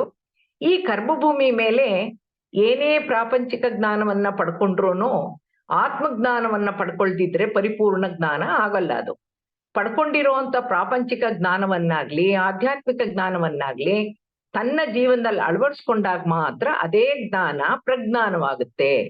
ಅನುಭವಪೂರಿತ ಪ್ರಜ್ಞಾನವನ್ನ ಬೇರೆಯವ್ರಿಗೂ ಕಲಿಸಿದಾಗ ಹಂಚಿದಾಗ ಅದು ವಿಜ್ಞಾನ ಅಂತ ಅನಿಸ್ಕೊಡುತ್ತೆ. ಇವ್ರಿಗೇನೊಂದು ಅನುಭವ ಆಗಿರುತ್ತೋ ಆ ಅನುಭವ ಅವ್ರಿಗೂ ಬರುತ್ತೆ, ಜ್ಞಾನ ಬರುತ್ತೆ, ಧ್ಯಾನದಿಂದ ಜ್ಞಾನ ಅನ್ನೋದು ಬರುತ್ತೆ. ಹಾಗಾಗಿ ಅದು ಒಂದು ವಿಜ್ಞಾನ ಅನ್ಸ್ಕೊಳುತ್ತೆ ಅಂತ ಪತ್ರಿ ಸರ್ ಹೇಳ್ತಾ ಇದ್ರು. ಇದನ್ನೇ ಜ್ಞಾನ ಪ್ರಸಾರ ಪ್ರಜ್ಞೆ ಅನ್ನೋದು. ಪತ್ರಿ ಸರ್ ಅವರು ಇಡೀ ಪ್ರಪಂಚ ಧ್ಯಾನ ಪ್ರಪಂಚ ಆಗ್ಬೇಕು ಅಂತ ಅವರ ಇಡೀ ಬದುಕನ್ನೇ ಧ್ಯಾನ ಪ್ರಚಾರಕ್ಕೆ ಮುಡುಪಾಗಿಟ್ಟಿದ್ರು. ಇದೇ ಅಧ್ಯಾತ್ಮ ಪ್ರಚಾರ ಪ್ರಜ್ಞೆ. ಈಗ ನನಗೀಗ 71 ವರ್ಷ. ನಾನು ಆರಾಮವಾಗಿ ಮನೆಯಲ್ಲಿದ್ದು ಕನ್ನಡ ಸೀರಿಯಲ್ಗಳು ನೋಡ್ಕೊಂಡು ಕೂತ್ಕೋಬಹುದಾಗಿತ್ತು. ಆದ್ರೆ ಭಗವಂತ ಈ ದೇಹವನ್ನ ಈ ಜನ್ಮವನ್ನ ಸಾರ್ಥಕ ಪಡಿಸ್ಕೊಳ್ಳಕ್ಕೆ ಅವಕಾಶ ಮಾಡಿಕೊಟ್ಟಿದ್ದಾನೆ. ಇದೇ ನನ್ನ ಹುಟ್ಟಿನ ಉದ್ದೇಶ, ಗುರಿ. ಇದೇ ಆಧ್ಯಾತ್ಮಿಕ ಜ್ಞಾನ ಪ್ರಸಾರ ಪ್ರಜ್ಞೆ. ಇದೇ ಆಧ್ಯಾತ್ಮಿಕ ಜ್ಞಾನ ಪ್ರಚಾರ ಪ್ರಜ್ಞೆ. ಇದು ನನಗೆ ಈ ಪ್ರಜ್ಞೆಯ ಜೊತೆಯಲ್ಲಿ ಜೀವಿಸೋದೇ ಒಂದು ಆನಂದ, ತೃಪ್ತಿ. ಕ್ಲಾಸ್ ಮಾಡೋದು ಅಂದ್ರೆ ಬಹಳ ಖುಷಿ ಆಗುತ್ತೆ ನನಗೆ. 18ನೇದು ಪ್ರಜ್ಞೆಗೆ ಸಂಬಂಧಪಟ್ಟಂಗೆ ಸ್ಥಿತ ಪ್ರಜ್ಞೆ ಅಥವಾ ಸ್ಥಿತ ಪ್ರಜ್ಞಾ ಸ್ಥಿತಿ ಅಂತ. ಮನಸ್ಸಿಗೆ ಸಂಬಂಧಿಸಿದಂಗೆ ಇರೋಂತಹ ಆಧ್ಯಾತ್ಮಿಕ ಪ್ರಜ್ಞಾ ಸ್ಥಿತಿ ಸ್ಥಿತ ಪ್ರಜ್ಞೆ. ಲಾಭ ನಷ್ಟ ಭಯ ಸಂತೋಷ ಸಂಕಟ ನಿರಾಸೆಗಳಿಂದ ಪ್ರಭಾವಿತರನಾಗದೇ ಇರೋನು ಸ್ಥಿತ ಪ್ರಜ್ಞಾ. ಇದು ಆಧ್ಯಾತ್ಮಿಕ ಬೆಳವಣಿಗೆ ಹಾಗೂ ಗುಣ ಸ್ವಭಾವಗಳಲ್ಲಿ ಆಗುವಂತಹ ಪರಿವರ್ತನೆ. ಅಂದ್ರೆ ಶುದ್ಧವಾಗಿರೋ ಬುದ್ಧಿ ಮೂಲಕ ಆತ್ಮನ ಗುಣಲಕ್ಷಣಗಳನ್ನ ಗುರುತಿಸೋದು, ತಿಳಿಯೋದು. ಯಾವುದೇ ಭಾವನಾತ್ಮಕ ಸ್ಥಿತಿಯಲ್ಲೂ ಭಾವುಕನಾಗದೇ ಇರೋದು, ನಿರ್ಭೀತನಾಗಿರೋದು ಸ್ಥಿತ ಪ್ರಜ್ಞಾ ಸ್ಥಿತಿ ಅಂತ ಹೇಳೋದು. ಇದು ಭಾವನಾತ್ಮಕ ಪ್ರಜ್ಞಾ ಸ್ಥಿತಿ. 19ನೇದು ನಿಸ್ವಾರ್ಥ ಪ್ರಜ್ಞೆ. ಯಾವುದೇ ಸ್ವಾರ್ಥ ಇಲ್ಲದೆ ಅಥವಾ ನನಗ ಪರೋಪಕಾರ ಇದ್ರಿಂದ ಅವರಿಂದ ನನ್ನಿಂದ ನಾನೇನು ಎಕ್ಸ್ಪೆಕ್ಟ್ ಮಾಡದೇ ಇರುವಂಥದ್ದು. ಒಂದು ನಂದೇ ಉದಾಹರಣೆ ಕೊಡಕ್ ಇಷ್ಟಪಡ್ತೀನಿ. ನಾನು ಕೆನರಾ ಬ್ಯಾಂಕ್ ನಲ್ಲಿ ಅಧಿಕಾರಿಯಾಗಿ ಕಾರ್ಯನಿರ್ವಹಿಸ್ತಾ ಇದ್ದೆ. ಬ್ಯಾಂಕಿಗೆ ಸಂಬಂಧಪಟ್ಟಂತ ಇನ್ಸ್ಟಿಟ್ಯೂಟ್ ಆಫ್ ಬ್ಯಾಂಕರ್ಸ್ ಇಂದ ನಡೆಯುವಂತ CIB ಅನ್ನೋ ಪರೀಕ್ಷೆ ಬರೆದು ಮೊಟ್ಟ ಮೊದಲ ಪ್ರಯತ್ನದಲ್ಲೇ ಪಾರ್ಟ್ 1 ನಲ್ಲಿ ಇದ್ದಂತ 6 ಪೇಪರ್ಗಳನ್ನ ಪಾಸ್ ಮಾಡಿದ್ದಷ್ಟೇ ಅಲ್ಲದೆ ಅತಿ ಹೆಚ್ಚು ಅಂಕ ಗಳಿಸಿ ಒಂದೇ ಅಟೆಂಪ್ಟ್ ನಲ್ಲಿ ಪಾಸ್ ಆಗಿದ್ರಿಂದ ನನಗೆ ಬ್ಯಾಂಕಿಂದ AG5 ಅವಾರ್ಡ್ ಕೂಡ ಸಿಕ್ತು. All India 2nd place ranking ಕೂಡ ಸಿಕ್ತು. ಹೆಡ್ ಆಫೀಸ್ ನಲ್ಲಿ ಈ ಸುದ್ದಿ ಹರಡಿತು. 6 ಸಲ 7 ಸಲ ಪರೀಕ್ಷೆನಲ್ಲಿ ಫೇಲ್ ಆದವರು ಅವ್ರಿಗೆ 8 ಅಟೆಂಪ್ಟ್ ಕೊಡ್ತಾರೆ. 6-7 ಅಟೆಂಪ್ಟ್ ಮುಗ್ದೋಗಿದೆ, ಆದ್ರೂ ಫೇಲ್ ಆಗಿದ್ರು, ಪಾಸ್ ಆಗ್ತಾ ಇರ್ಲಿಲ್ಲ.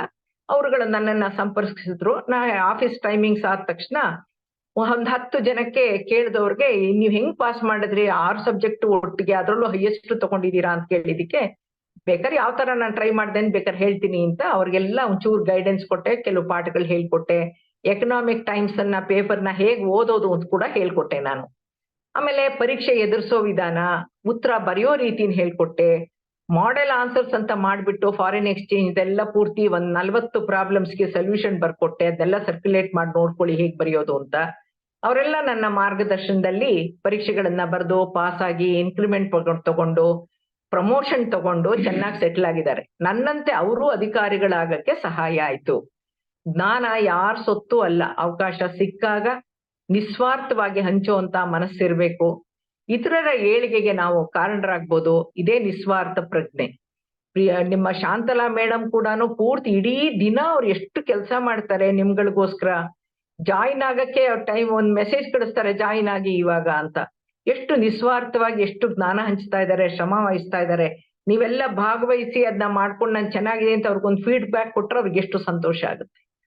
ಸೊ ಈಗ 20ನೇದು ಸಂಸ್ಕಾರ ಪ್ರಜ್ಞೆ. ಈ ಕುಟುಂಬದ ಸದಸ್ಯರಲ್ಲಿ ಮಕ್ಕಳಲ್ಲಿ ಉತ್ತಮ ಗುಣಗಳನ್ನ ಉತ್ತಮ ಸಂಬಂಧಗಳನ್ನ ಬೆಳೆಸ್ಬೇಕಾಗಿರೋದು, ರೀತಿ ನೀತಿಯ ನಡವಳಿಕೆಯನ್ನ ಹೇಳ್ಕೊಡೋದು, ನಡೆಸೋದು ಕುಟುಂಬದ ಕರ್ತವ್ಯ.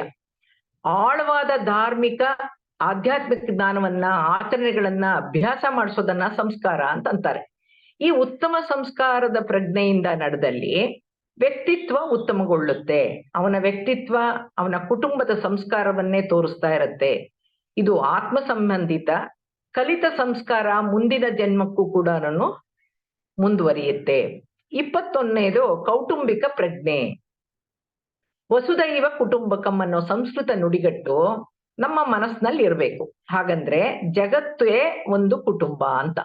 ನಾವು ಮಾತ್ರ ಆರೋಗ್ಯ ಇರಬೇಕು, ನಾವು ಮಾತ್ರ ಮುಕ್ತಿ ಪಡಿಬೇಕು ಅನ್ನೋ ಸ್ವಾರ್ಥ ಮನೋಭಾವ ಇರ್ತೇನೆ. ಇಡೀ ಜಗತ್ತು ಅತಿ ಸುಲಭ ಸರಳ ಧ್ಯಾನವನ್ನ ಕಲಿಬೇಕು, ಅದ್ರ ಲಾಭ ಪಡಿಬೇಕು ಅನ್ನೋ ಮುಕ್ತತೆಯ ಪ್ರಜ್ಞೆ ಇರಬೇಕು.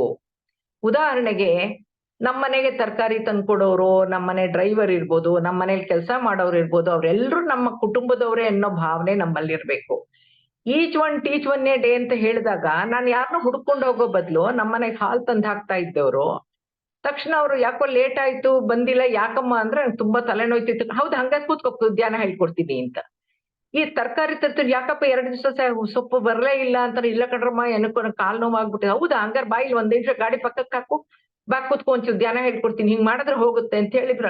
ಹೋಗುತ್ತಾ, ಔಷಧಿ ಬೇಡವಾ ಅದಕ್ಕೆ ಅಂತ ಹೇಳ್ಬಿಟ್ಟು ತಕ್ಷಣನೇ ಅವರು ಬಂದು ಕೂತ್ಕೊಂಡು ಧ್ಯಾನ ಕಲ್ತ್ಕೊಂಡು ಅಮ್ಮರೇನು ಧ್ಯಾನ ಹೋಯ್ತು ಅಂದ್ರೆ ನಮ್ಗೆ ಎಷ್ಟು ಸಂತೋಷ ಆಗ್ತಿತ್ತು. ಹಾಗಾಗಿ each one teach one A day ಅಂತ ಅಂದ ತಕ್ಷಣ ನನಗೆ ಯಾರು ಸಿಗ್ತಾರೋ, ಬಸ್ಸಲ್ಲಿ ಪಕ್ಕದಲ್ಲಿ ಕೂತ್ಕೊಂಡು ಅವ್ರೇನೋ ಸಿಗ್ತಾರ ಅವ್ರಿಗೂ ಅದೇನೆ.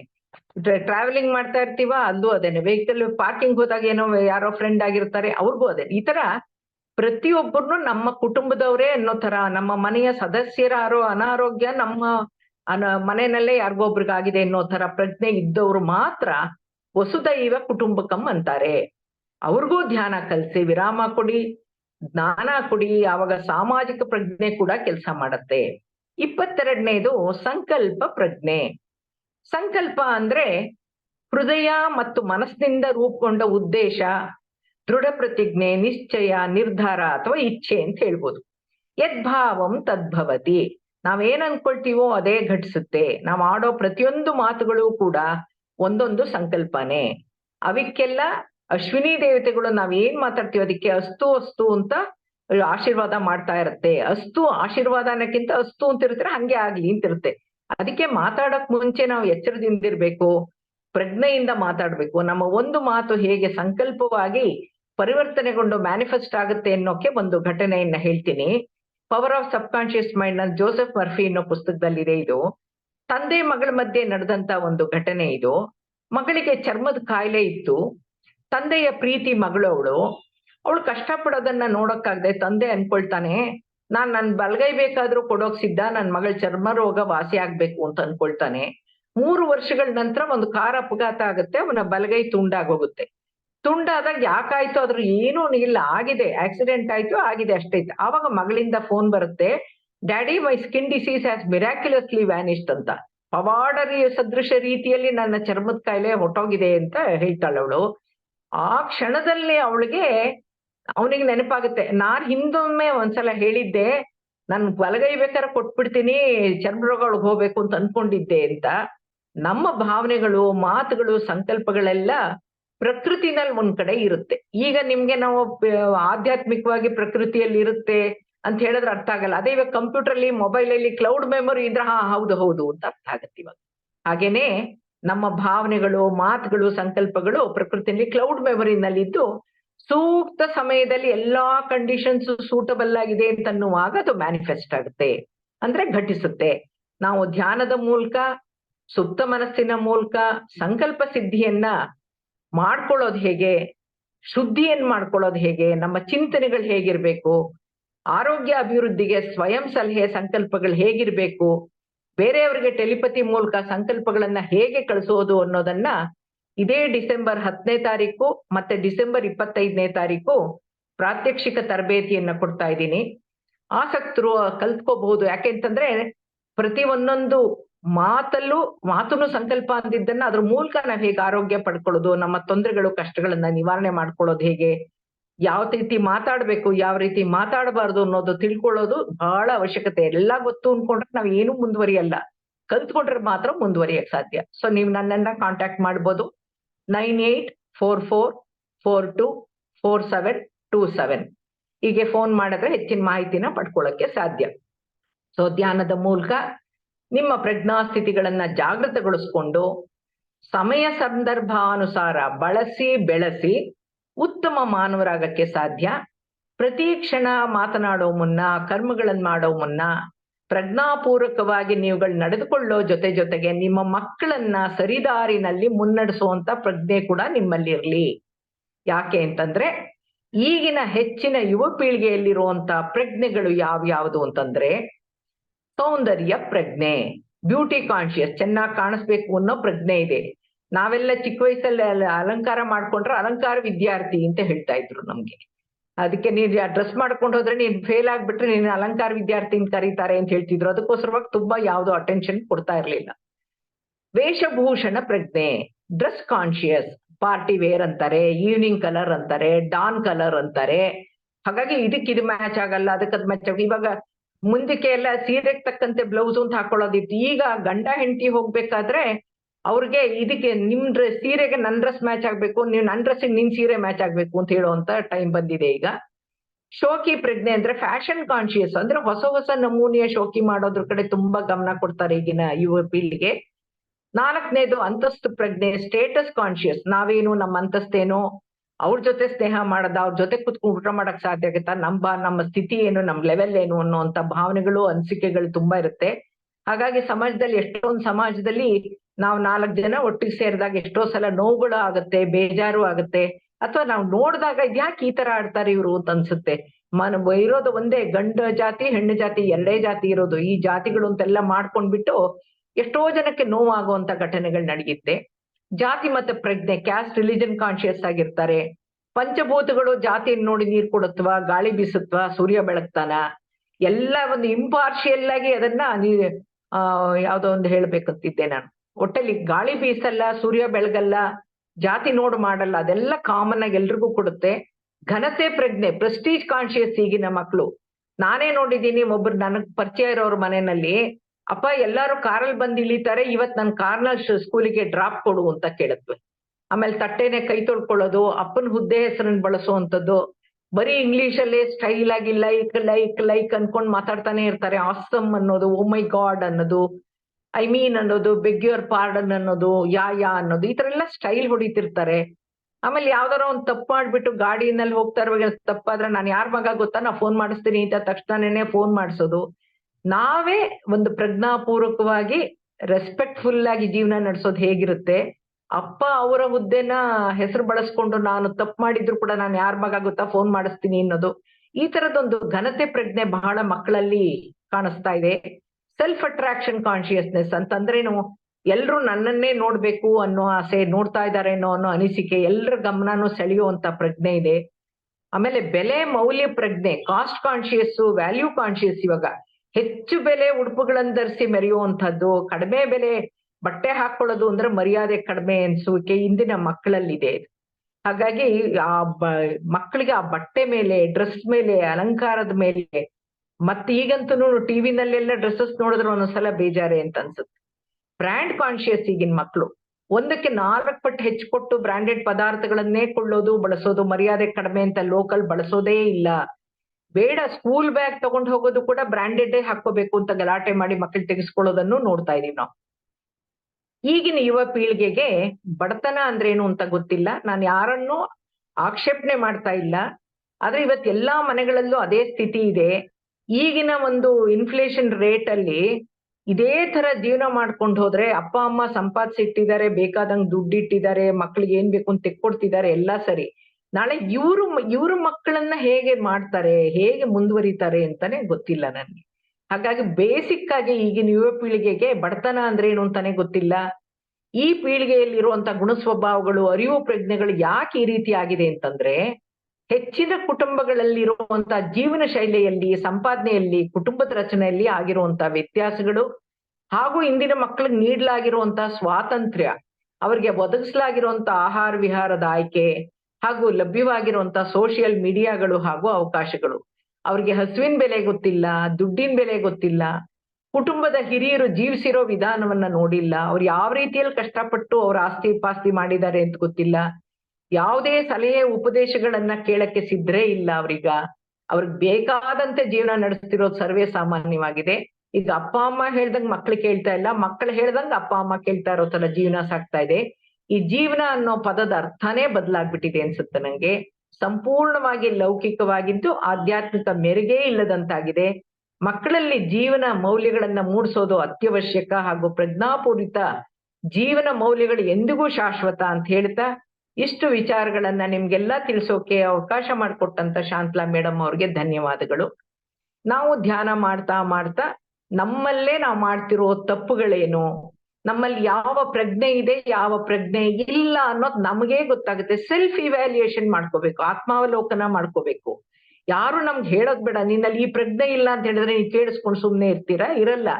ಹಾಗಾಗಿ ನಮಗ ನಾವೇ ಧ್ಯಾನ ಕೂತಾಗ ನಾನು ಎಲ್ಲಿ ತಪ್ಪು ಮಾಡ್ತಾ ಇದ್ದೀನಿ, ಎಲ್ಲಿ ಸರಿ ಮಾಡ್ತಿದ್ದೀನಿ, ಯಾವ್ದನ್ ಜಾಸ್ತಿ ಮಾಡ್ಬೇಕು, ಯಾವ್ದನ್ ಕಡಿಮೆ ಮಾಡ್ಬೇಕು, ಮಕ್ಕಳನ್ನ ಯಾವ ತರ ಮುಂದೆ ತಗೊಂಡ್ಬರ್ಬೇಕು, ಮಕ್ಕಳು ಹೇಗ್ ಬೆಳೆಸ್ಬೇಕು, ನಾನು ಒಳ್ಳೆ ಅಸೆಟ್ ಆಗ್ಬೇಕಾಗಿದ್ರೆ ಆಸ್ತಿ ಮಾಡೋದಲ್ಲ, ನಮ್ಮ ಮಕ್ಕಳೇ ನಮ್ಗೆ ಆಸ್ತಿ ಆಗ್ಬೇಕು, ಆ ತರ ಒಂದು ಮಕ್ಕಳನ್ನ ರೆಡಿ ಮಾಡ್ಬೇಕು ಅಂತ ಹೇಳ್ತಾ ಧ್ಯಾನದಲ್ಲಿ ತೊಡಗೋಣ ಅಂತ ಹೇಳ್ತಾ ಇದ್ದೀನಿ. Thank you, thank you, thank you. ತುಂಬಾ ಅದ್ಭುತವಾಗಿತ್ತು ಮ್ಯಾಮ್. ಮಾಸ್ಟರ್ಸ್ ಧ್ಯಾನ ಆದ್ಮೇಲೆ ನಮ್ಮ ಒಂದು ಅನಿಸಿಕೆಗಳು, ಎಕ್ಸ್ಪೀರಿಯನ್ಸಸ್, ಕ್ವೆಶನ್ಸ್ ಎಲ್ಲ ಕೇಳೋಣ. ಎಲ್ಲ ಧ್ಯಾನ ಮಾಡಿಸ್ತಾರೆ ಮೇಡಮ್. ಧ್ಯಾನ ಕೂತ್ಕೊಂಡ್ ಮೇಡಮ್ ಮಾಸ್ಟರ್ಸ್. ಎಲ್ಲ ಧ್ಯಾನ ಕೂತ್ಕೊಳ್ಳೋಣ. ಕನ್ನಡಕಗಳು ಹಾಕಿರೋರು ಕನ್ನಡಕಗಳನ್ನ ತೆಗೀರಿ. ನಾವಿಲ್ಲಿ ಭಗವಾನ್ ಬುದ್ಧ ಜ್ಞಾನೋದಯ ಪಡ್ಕೊಳ್ಳಕ್ಕೆ ಅಳವಡಿಸ್ಕೊಂಡಂತ ಅತಿ ಸುಲಭ ಸಾಧ್ಯವಾದ ಧ್ಯಾನ ವಿಧಾನವನ್ನ ಬಳಸ್ತಾ ಇದೀವಿ. ಅದರ ಹೆಸರು ಆನಾಪಾನ ಸತಿ ಅಂತ. ಆನ ಅಂದ್ರೆ ಉಸಿರು ಒಳಗ್ ತಗೊಳ್ಳೋದು, ಅಪಾನ ಅಂದ್ರೆ ಮೂಗಿನ ಭಾಗದಿಂದ ಉಸಿರನ್ನ ಹೊರಗ್ ಬಿಡೋದು, ಸತಿ ಅಂದ್ರೆ ಅದ್ರ ಜೊತೆಗಿರೋದು. ನಾನು ಆವಾಗ್ಲೇ ಹೇಳ್ದೆ, ಜೀವನದಲ್ಲಿ ಅದೃಷ್ಟ, ಅವಕಾಶ, ಅನುಭವ ಒಂದೊಂದೇ ಸಲ ಸಿಗೋದು ಅಂತ.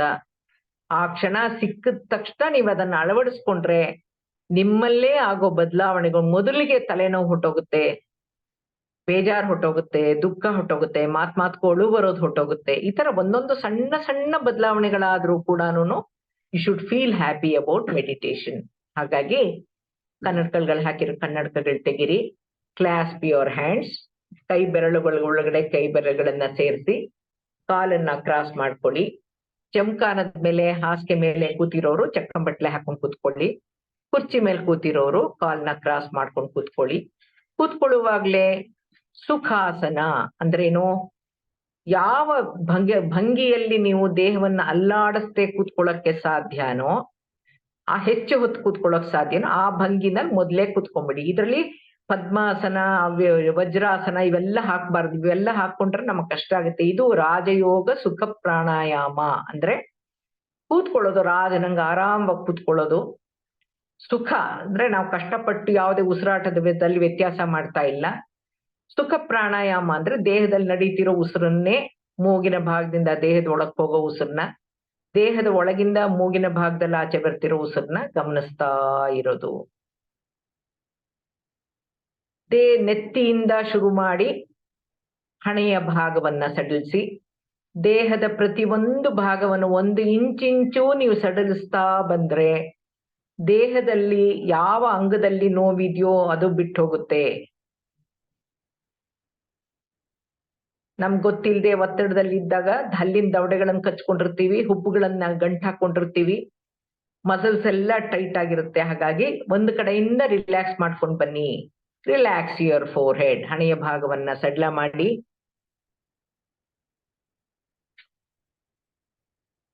ಹುಬ್ಬುಗಳನ್ನ ರಿಲ್ಯಾಕ್ಸ್ ಮಾಡಿ,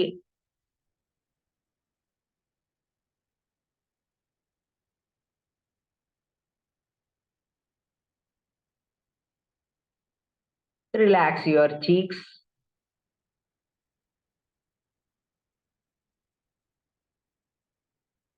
let there be hairline gap between the jaws. ಎರಡೂ ದವಡೆಗಳ ಮಧ್ಯೆ ಕೂದಲೆಳೆಯಷ್ಟು ಅಂತರ ಇರಲಿ.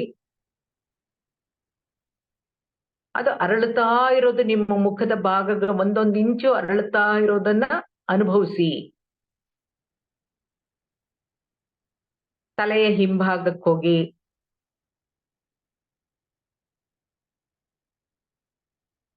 ಉಸಿರು ಬಿಡ್ತಾ ಬಿಡ್ತಾ ಸಡ್ಲ ಮಾಡ್ತಾ ಬನ್ನಿ. 25-30 ವರ್ಷದಿಂದ ಇರುವಂತಹ ಮೈಗ್ರೇನ್ ತಲೆನೋವು ಹೊಟ್ಟೋಗುತ್ತೆ. ತಲೆಯ ಹಿಂಭಾಗ ಕುತ್ತಿಗೆ ಹತ್ರ ಸಡ್ಲ ಮಾಡ್ಕೊಳ್ಳಿ. ಎರಡೂ ಭುಜಗಳನ್ನ ಸಡ್ಲ ಮಾಡ್ಕೊಳ್ಳಿ.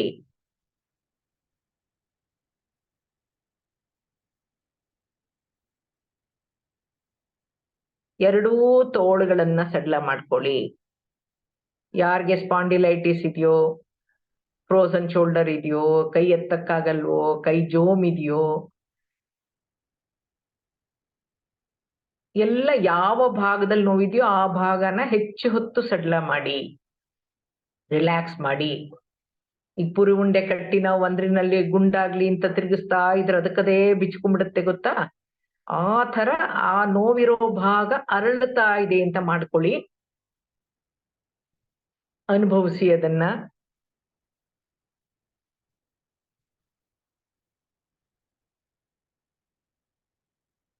ಬೆನ್ನಿನ ಮೇಲ್ಭಾಗಕ್ಕೆ ಬನ್ನಿ,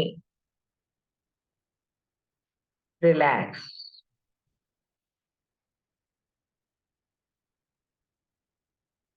ಬೆನ್ನಿನ ಮಧ್ಯಭಾಗಕ್ಕೆ ಬನ್ನಿ,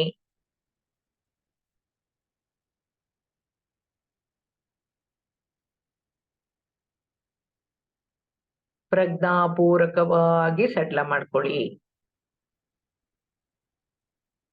ಬೆನ್ನಿನ ಕೆಳಭಾಗಕ್ಕೆ ಬನ್ನಿ, ಸೊಂಟದಿಂದ ಕೆಳಭಾಗಕ್ಕೆ ಬನ್ನಿ, ರಿಲ್ಯಾಕ್ಸ್ ಮಾಡಿ.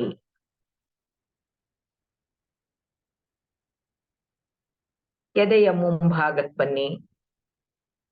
ಯಾರಿಗೆ ಉಸಿರಾಟಕ್ಕೆ ತೊಂದರೆ ಇದೆ, ಗಂಟ್ಲಲ್ಲಿ ತೊಂದರೆ ಇದೆ, ಮಾತಾಡಕ್ ತೊಂದರೆ ಇದೆ, ಸಡ್ಲ ಮಾಡ್ತಾ ಬನ್ನಿ.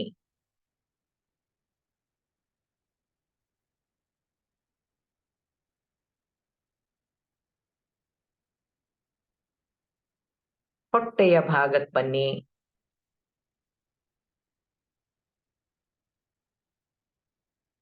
ಯಾವ್ಯಾವ ಭಾಗನ ಸಡ್ಲ ಮಾಡ್ತಿರೋ ಅದ್ರ ಮೇಲಿನ ಪ್ರಜ್ಞೆಯನ್ನ ಬಿಟ್ಬಿಡ್ಬೇಕು. ಬಾಡಿ ಕಾನ್ಶಿಯಸ್ನೆಸ್ ಬೇಡ. ಯಾರಿಗೆ ತೊಡೆಗಳು ಸೆಳೆತ, ಕಾಲ್ ಸೆಳೆತ, ಸಯಾಟಿಕಾ ಪ್ರಾಬ್ಲಮ್ ಇರುತ್ತೋ, ನಡಿಯಕ್ಕಾಗಲ್ವೋ, ಹಿಪ್ ರೀಜನ್ ಇಂದ ರಿಲ್ಯಾಕ್ಸ್ ಮಾಡ್ತಾ ಬನ್ನಿ. ಪೃಷ್ಠಗಳ ರೀಜನ್ ಇಂದ ರಿಲ್ಯಾಕ್ಸ್ ಮಾಡ್ತಾ ಬನ್ನಿ.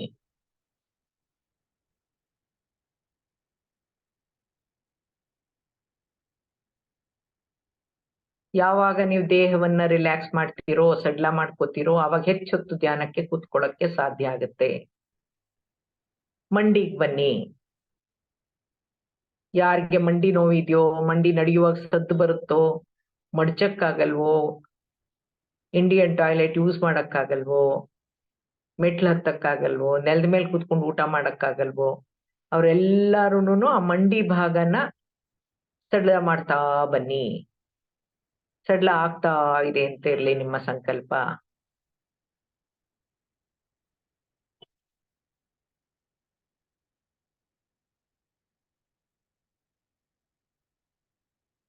ಕಾಲಿನ ಹಿಂಭಾಗ ಮೀನ್ ಕಂಡಕ್ ಬನ್ನಿ. Relax your calf muscles.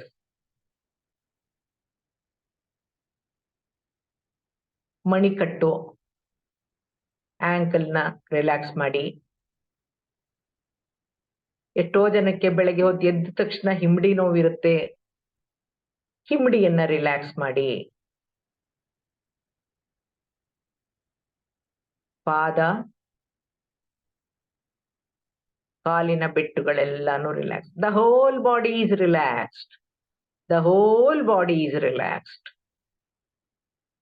Enjoy the body relaxation. ನೀವು ಕೊಯ್ ಜೋಡಿಸಿರೋದು ಗೊತ್ತಾಗ್ಬಾರ್ದು, ಕಾಲ್ ಕ್ರಾಸ್ ಮಾಡಿರೋದು ಗೊತ್ತಾಗ್ಬಾರ್ದು. ಪೂರ್ತಿ ಬಾಡಿ ಕಾನ್ಶಿಯಸ್ನೆಸ್ ನ ಬಿಟ್ಬಿಡ್ಬೇಕು.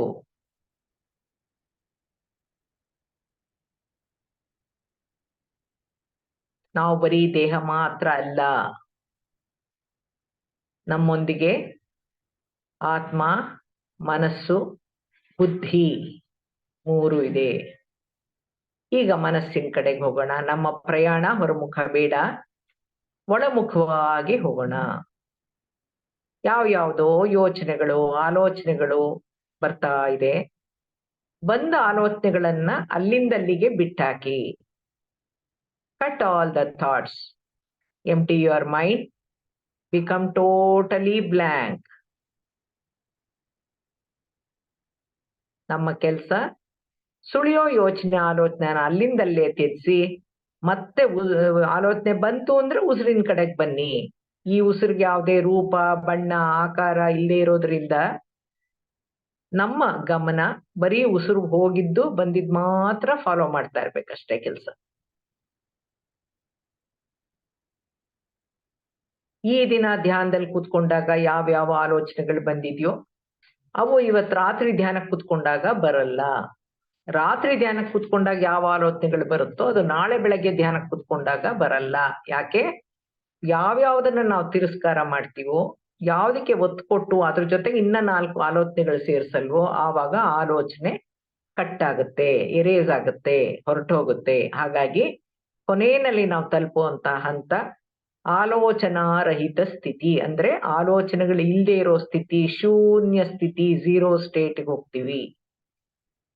ಯಾವಾಗ ನಾವು ಆಲೋಚನಾ ರಹಿತ ಸ್ಥಿತಿಗೆ ಹೋಗ್ತೀವೋ, ಯೋಚನೆಗಳು ಇಲ್ಲದೆ ಇರುವಂತ ಸ್ಥಿತಿಗೆ ಹೋಗ್ತೀವೋ ಆಗ ಪ್ರಕೃತಿಯಲ್ಲಿರುವಂತಹ ವಿಶ್ವಶಕ್ತಿ ಅಖಂಡ ಪ್ರಮಾಣದಲ್ಲಿ ನಮ್ಮ ಸಹಸ್ರಾರ ಚಕ್ರದ ಮೂಲಕ ನಮ್ಮ ದೇಹದೊಳಕ್ಕೆ ಬರುತ್ತೆ. Enjoy the body relaxation, enjoy the mind relaxation, enjoy the thoughtless state. ದೇಹದ ಇರುವಿಕೆನೆ ಗೊತ್ತಾಗದೇ ಇರೋ ಸ್ಥಿತಿಲಿ ಇರ್ಬೇಕು. ನಾವು ನಮ್ಮ ಜೊತೆ ಇರ್ತೀವಿ, ನಮ್ಮ ಪ್ರಯಾಣ ಒಳಮುಖ, ಮನಸ್ಸು ಖಾಲಿ, ಶೂನ್ಯ ಸ್ಥಿತಿ. ಈಗ ಎನರ್ಜಿ ಸಹಸ್ರಾರ ಚಕ್ರದ ಮೂಲಕ ದೇಹದ ಒಳಗಡೆ ಬರ್ತಾ ಇರೋದನ್ನ ಅನುಭವಿಸಿ, ಎಕ್ಸ್ಪೀರಿಯನ್ಸ್ ಮಾಡಿ, ಬಿ ವಿತ್ ದ ಎಕ್ಸ್ಪೀರಿಯನ್ಸ್. ಇದನ್ನೇ ಬುದ್ಧ ಕಾಯ ಅನುಪಸ್ಸನ ಅಂತ ಹೇಳಿರೋದು. ಮೊದಲಿಗೆ ನಾವೆಲ್ಲ ಬಾಡಿ ರಿಲ್ಯಾಕ್ಸ್ ಮಾಡ್ಕೊಳ್ಳೋದು, ಮೈಂಡ್ ರಿಲ್ಯಾಕ್ಸ್ ಮಾಡ್ಕೊಳ್ಳೋದು, enjoy the body relaxation, enjoy the mind relaxation. But all the thoughts make your mind empty. When you are in thoughtless state, ಆಲೋಚನಾ ರಹಿತ ಸ್ಥಿತಿಯಲ್ಲಿದ್ದಾಗ ಬ್ರಹ್ಮಾಂಡದಲ್ಲಿರುವಂತಹ, ಪ್ರಕೃತಿಯಲ್ಲಿರುವಂತಹ ವಿಶ್ವಶಕ್ತಿ ಅಖಂಡ ಪ್ರಮಾಣದಲ್ಲಿ ಸಹಸ್ರಾರ ಚಕ್ರದ ಮೂಲಕ ನಮ್ಮ ದೇಹದೊಳಗೆ ಬರುತ್ತೆ.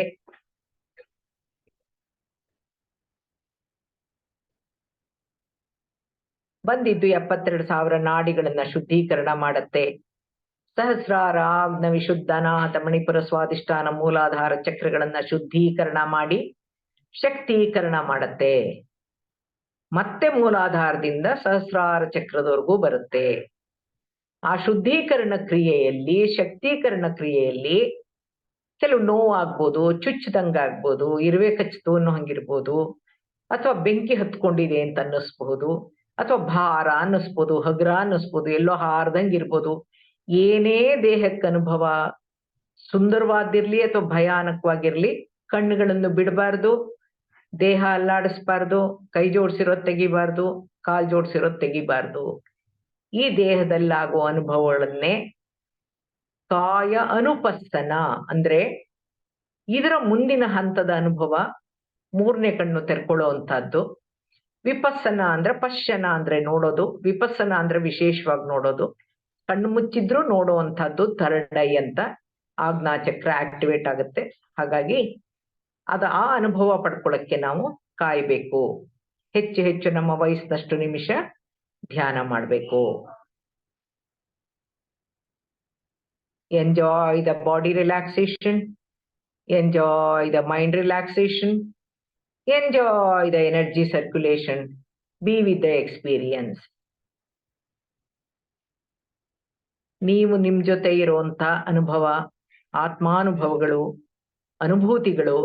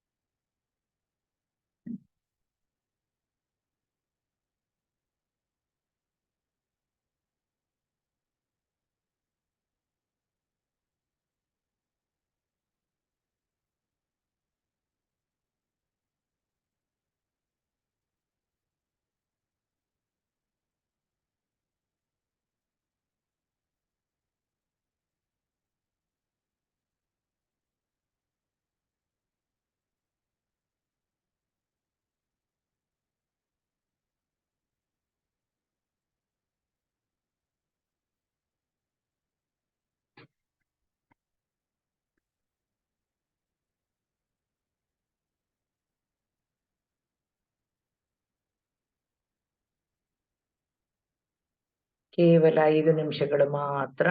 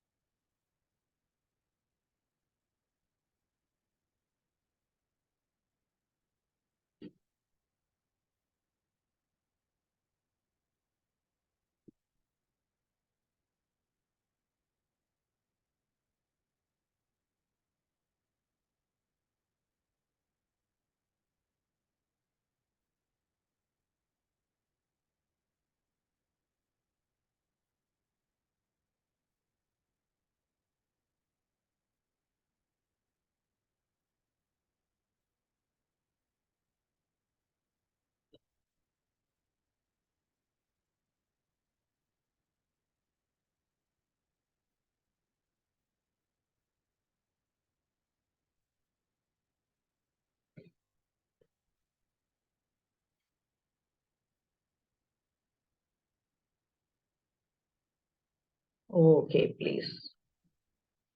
ಕ್ಲಾಸ್ ಮಾಡಿರೋ ಕೈಗಳನ್ನ, ಬೆರಳಲ್ಲಿ ಬೆರಳು ಹಾಕಿರುವಂತ ಕೈಗಳನ್ನ ನಿಧಾನಕ್ಕೆ ಬಿಡಿಸ್ಕೊಂಡು 2 ಅಂಗೈಗಳು ಕಣ್ಮೇಲ್ ಬರೋ ಹಂಗೆ, ಬೆಟ್ಟುಗಳು ತುದಿಗಳು ಆಜ್ಞಾಚಕ್ರಕ್ಕೆ ಬರೋ ಹಾಗೆ ಇಟ್ಕೊಳ್ಳಿ.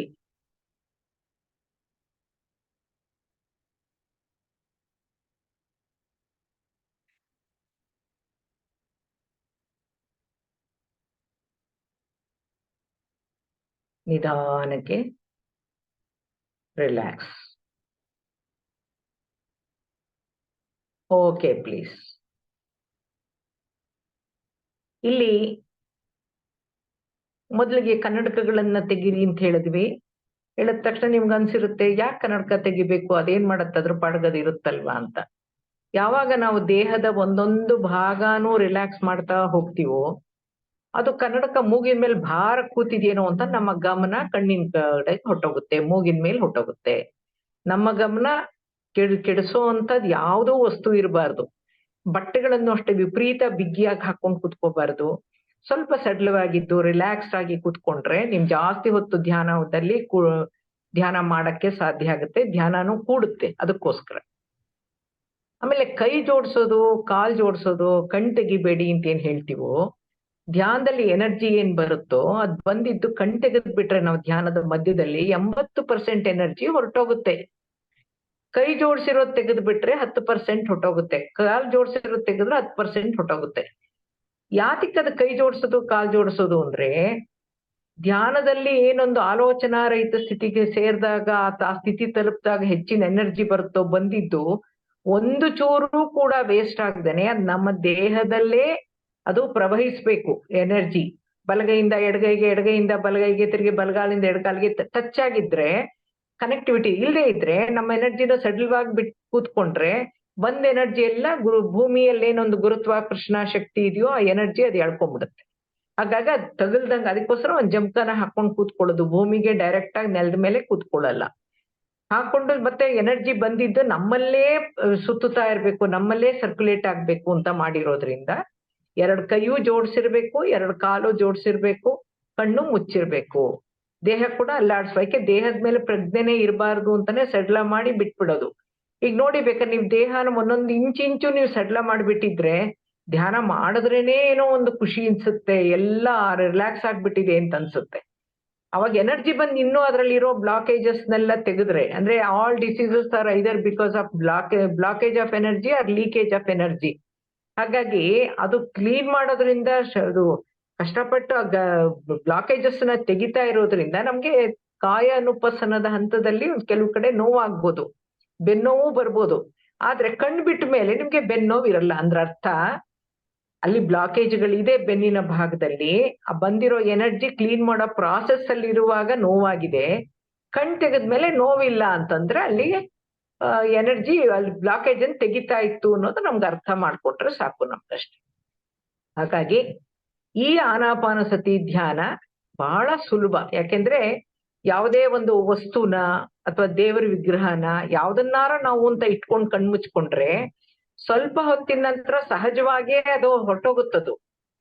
ಹಂಗಾಗಿ ಅಯ್ಯೋ ಹೊರಟೋಯ್ತಲ್ಲ ಅಂತ ತಿರ್ಗಿ ಬಂದು ವಾಪಸ್ ತಿರ್ಗಿ ಆ ಚಿತ್ರಣ ಮಾಡ್ಕೊಳ್ತಾ ಕೂತ್ಕೊಂಡ್ರೆ ನಾವು ಭೌತಿಕ ಸ್ತರದಲ್ಲೇ ಇರ್ತೀವಿ ಹೊತ್ತು ಆಂತರಿಕವಾಗಿ ನಮ್ಮ ಪ್ರಯಾಣ ಒಳಮುಖವಾಗ್ಲಿ ಸುಪ್ತ ಸ್ಥಿತಿಯಲ್ಲಾಗ್ಲಿ ನಾವು ಹೋಗಿ ತಲುಪಕ್ಕೆ ಆಗೋದೇ ಇಲ್ಲ. ಈ ಗಾಳಿಗೆ ಯಾವುದು ಬಣ್ಣ ರೂಪ ಆಕಾರ ಇಲ್ಲದೆ ಇರೋದ್ರಿಂದ ನಮ್ಮ ಗಮನ ಆಚೆ ಈಚೆ ಹೋಗೋದೇ ಇಲ್ಲ. ಆಲೋಚನೆ ಬಂತು ಅಂದ್ರೆ ಉಸಿರು ಕಡೆ ಇಲ್ಲದೆ ಇದ್ರೆ ನಿಮ್ಗೆ ಏನ್ ಅನುಭವ ಆಗ್ತಿರುತ್ತೋ ಆ ಅನುಭವದ ಜೊತೆನೇ ನೀವು ಮುಂದುವರ್ಸಿದ್ರೆ ನೀವು ಆಧ್ಯಾತ್ಮಿಕವಾಗಿ ಬೆಳಿತೀರಾ. ಚಕ್ರಗಳು ಕ್ಲೆನ್ಸ್ ಆಗುತ್ತೆ, ಎನರ್ಜೈಸ್ ಆಗುತ್ತೆ. ಒಂದೊಂದು ಚಕ್ರಕ್ಕೆ ಒಂದೊಂದು ದುಗ್ಧ ಗ್ರಂಥಿ ಅಂದ್ರೆ ಎಂಡೋಕ್ರೈನ್ ಗ್ಲ್ಯಾಂಡ್ಸ್ ಅಟ್ಯಾಚ್ ಆಗಿರುತ್ತೆ. ಹಂಗಾಗಿ ಹಾರ್ಮೋನ್ ನಲ್ಲಿ ಏನಾರೋ ವ್ಯತ್ಯಾಸ ಇದ್ರೆ ಅದು ಕೂಡ ಅದಕ್ಕೆ ತನ್ನಂತೆ ತಾನೇ ಸರಿ ಹೋಗುತ್ತೆ. ಹಾಗಾಗಿ ಎಲ್ಲ ಶುದ್ಧೀಕರಣ ಕ್ರಿಯೆ ಶಕ್ತೀಕರಣ ಕ್ರಿಯೆ ಆಗೋದ್ರಿಂದ ನಮ್ಗೆ ಧ್ಯಾನದಿಂದ ಮೊದಲಿಗೆ ಆರೋಗ್ಯ ಸಿಗುತ್ತೆ. ಯಾವುದೇ ಕಾಯಿಲೆ ಆದ್ರೂ ಇದ್ರಲ್ಲಿ ವಾಸಿ ಆಗುತ್ತೆ, ಅದ್ರಲ್ಲಿ ಆಗೋದಿಲ್ಲ ಅಂತ ಹೇಳಕ್ಕೆ ಆಗಲ್ಲ. ಎಷ್ಟೊಂದು ಅದಕ್ಕೆ ಅನುಭವಗಳನ್ನ ಕೇಳ್ಬೇಕು, ಸುಮ್ನೆ ಧ್ಯಾನ ಮಾತ್ರ ಮಾಡ್ಕೊಂಡು ಹೊಟ್ಟೋಗೋದಲ್ಲ. ಅನುಭವಗಳನ್ನ ಕೇಳಿದಾಗ ಅವ್ರಿಗಾಗಿದೆ ಅಂತ ಹೇಳಿದ್ರೆ ನನಗೆ 25-30 ವರ್ಷದಿಂದ ಇದ್ದಂತ ಮೈಗ್ರೇನ್ ತಲೆನೋವು ಹೊಟ್ಟೋಯ್ತು, 6 ತಿಂಗಳಲ್ಲಿ ಹೊಟ್ಟೋಯ್ತು. ಅದ್ ಬರ್ಲೇ ಇಲ್ಲ. 16-17 ವರ್ಷ ಆದ್ರೂ ನಂಗೆ ತಲೆನೋವು ಅಂದ್ರೆ ಏನು ಅಂತಾನೆ ಗೊತ್ತಿಲ್ಲ ಅನ್ನೋಂಗ್ ಹೊಟ್ಟೋಯ್ತು. ಆತರ ಫಸ್ಟ್ ನಂಬಿಕೆ ಇಟ್ಕೋಬೇಕು, ಪ್ರಯತ್ನ ಮಾಡ್ಬೇಕು, ಸಾಧನೆ ಮಾಡ್ಬೇಕು. ಈ ತರ ಸಾಮೂಹಿಕವಾಗಿ ಧ್ಯಾನ ಅಂತ ಏನು ಮಾಡಿಸಿದಾಗ ಮುಂಚೆ ಆದ್ರೆ ಎಲ್ಲ ನೀವೇ ಪರ್ಸನಲ್ ಹೋಗಿ ಅಲ್ಲಿ ಗಾಡಿನೋ ಬಸ್ಸು ಹಿಡ್ಕೊಂಡು ಆಟೋ ತಗೊಂಡು ಹೋಗಿ ಅವೆಲ್ಲ ಕಷ್ಟ ಇತ್ತು. ಈಗ ಎಲ್ಲ ಈ ಒಂದು ಸೋಷಿಯಲ್ ಮೀಡಿಯಾ ನಮ್ಗೊಂದು ಸಹಾಯ ಮಾಡ್ಕೊಟ್ಟಿದೆ. ಕರೋನಾ ಬಂದಿದ್ ಬೇಜಾರೇ ಆಗಿದ್ರು ಕರೋನಾ ಬಂದ್ಮೇಲೆ ಮನೆಯಲ್ಲಿ ಧ್ಯಾನ ಶುರುವಾಗಿದೆ, ಮನೆಯಲ್ಲಿ ಕಾರ್ಯಕ್ರಮಗಳಾಗ್ತಾ ಇದೆ. ಹಾಗಾಗಿ ನೀವು ಕೂತ್ಕೊಂಡು ಮನೆಯಲ್ಲೇ ಈ ತರ ಒಂದು ಗೈಡೆಡ್ ಮೆಡಿಟೇಷನ್ ಅಲ್ಲಿ ಮಾಡ್ತಾ ಬಂದ ಕೊನೆಯಲ್ಲಿ ಪ್ರಶ್ನೋತ್ತರಗಳ ಸೆಷನ್ ಇರುತ್ತೆ. ನಿಮ್ಮ ಅನುಮಾನ ಇದ್ರು ಕೇಳ್ಕೊಳಕ್ಕಾಗತ್ತೆ.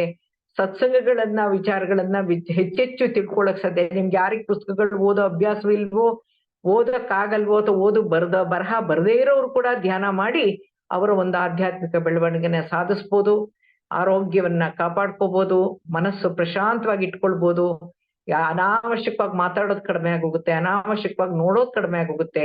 ಎಷ್ಟು ಅಂತ ನೀವು ಬೇಯಿಸ್ತೀರಾ, ಎಷ್ಟು ಅಂತ ತೊಳಿತೀರಾ, ಬಳಿತೀರಾ, ಅವೆಲ್ಲ ಬಿಟ್ಟಾಕಿ ನಿಮಗೋಸ್ಕರ ನಿಮ್ಮ ಆತ್ಮದ ಉದ್ಧಾರಕ್ಕೋಸ್ಕರ ನೀವು 2 ಗಂಟೆಗಳ ಕಾಲ ನಿಮಗ್ ನೀವೇ ಮಾಡ್ಕೊಂಡಿದ್ದೆ ಆದ್ರೆ ಇದೇ ಸಂಸಾರದಲ್ಲಿ ಇದ್ದುಕೊಂಡೇ ಮುಕ್ತಿ ಪಡಿಬಹುದು ಅನ್ನೋದನ್ನ ಪತ್ರಿ ಸರ್ ಬೇಕಾದಷ್ಟು ಸಲ ಹೇಳ್ತಾ ಇದ್ರು. ಬುದ್ಧ ಕೂಡ ಹೇಳ್ದ, ಸನ್ಯಾಸತ್ವ ಪಡ್ಕೋಬೇಕಾಗಿಲ್ಲ, ಸಂಸಾರದಲ್ಲಿ ಇದ್ದುಕೊಂಡೇ ನಾವು ಇದನ್ನ ಮುಕ್ತಿ ಪಡಿಬಹುದು ಅನ್ನೋದನ್ನ. ಹಾಗಾಗಿ ಇವತ್ತಿನ ದಿನದ ಉಪನ್ಯಾಸದಲ್ಲಿ ಸಂಬಂಧಪಟ್ಟಂಗೆ ನಿಮ್ಗೆ ಏನಾರ ಪ್ರಶ್ನೆಗಳಿದ್ರೆ ಕೇಳ್ಬಹುದು.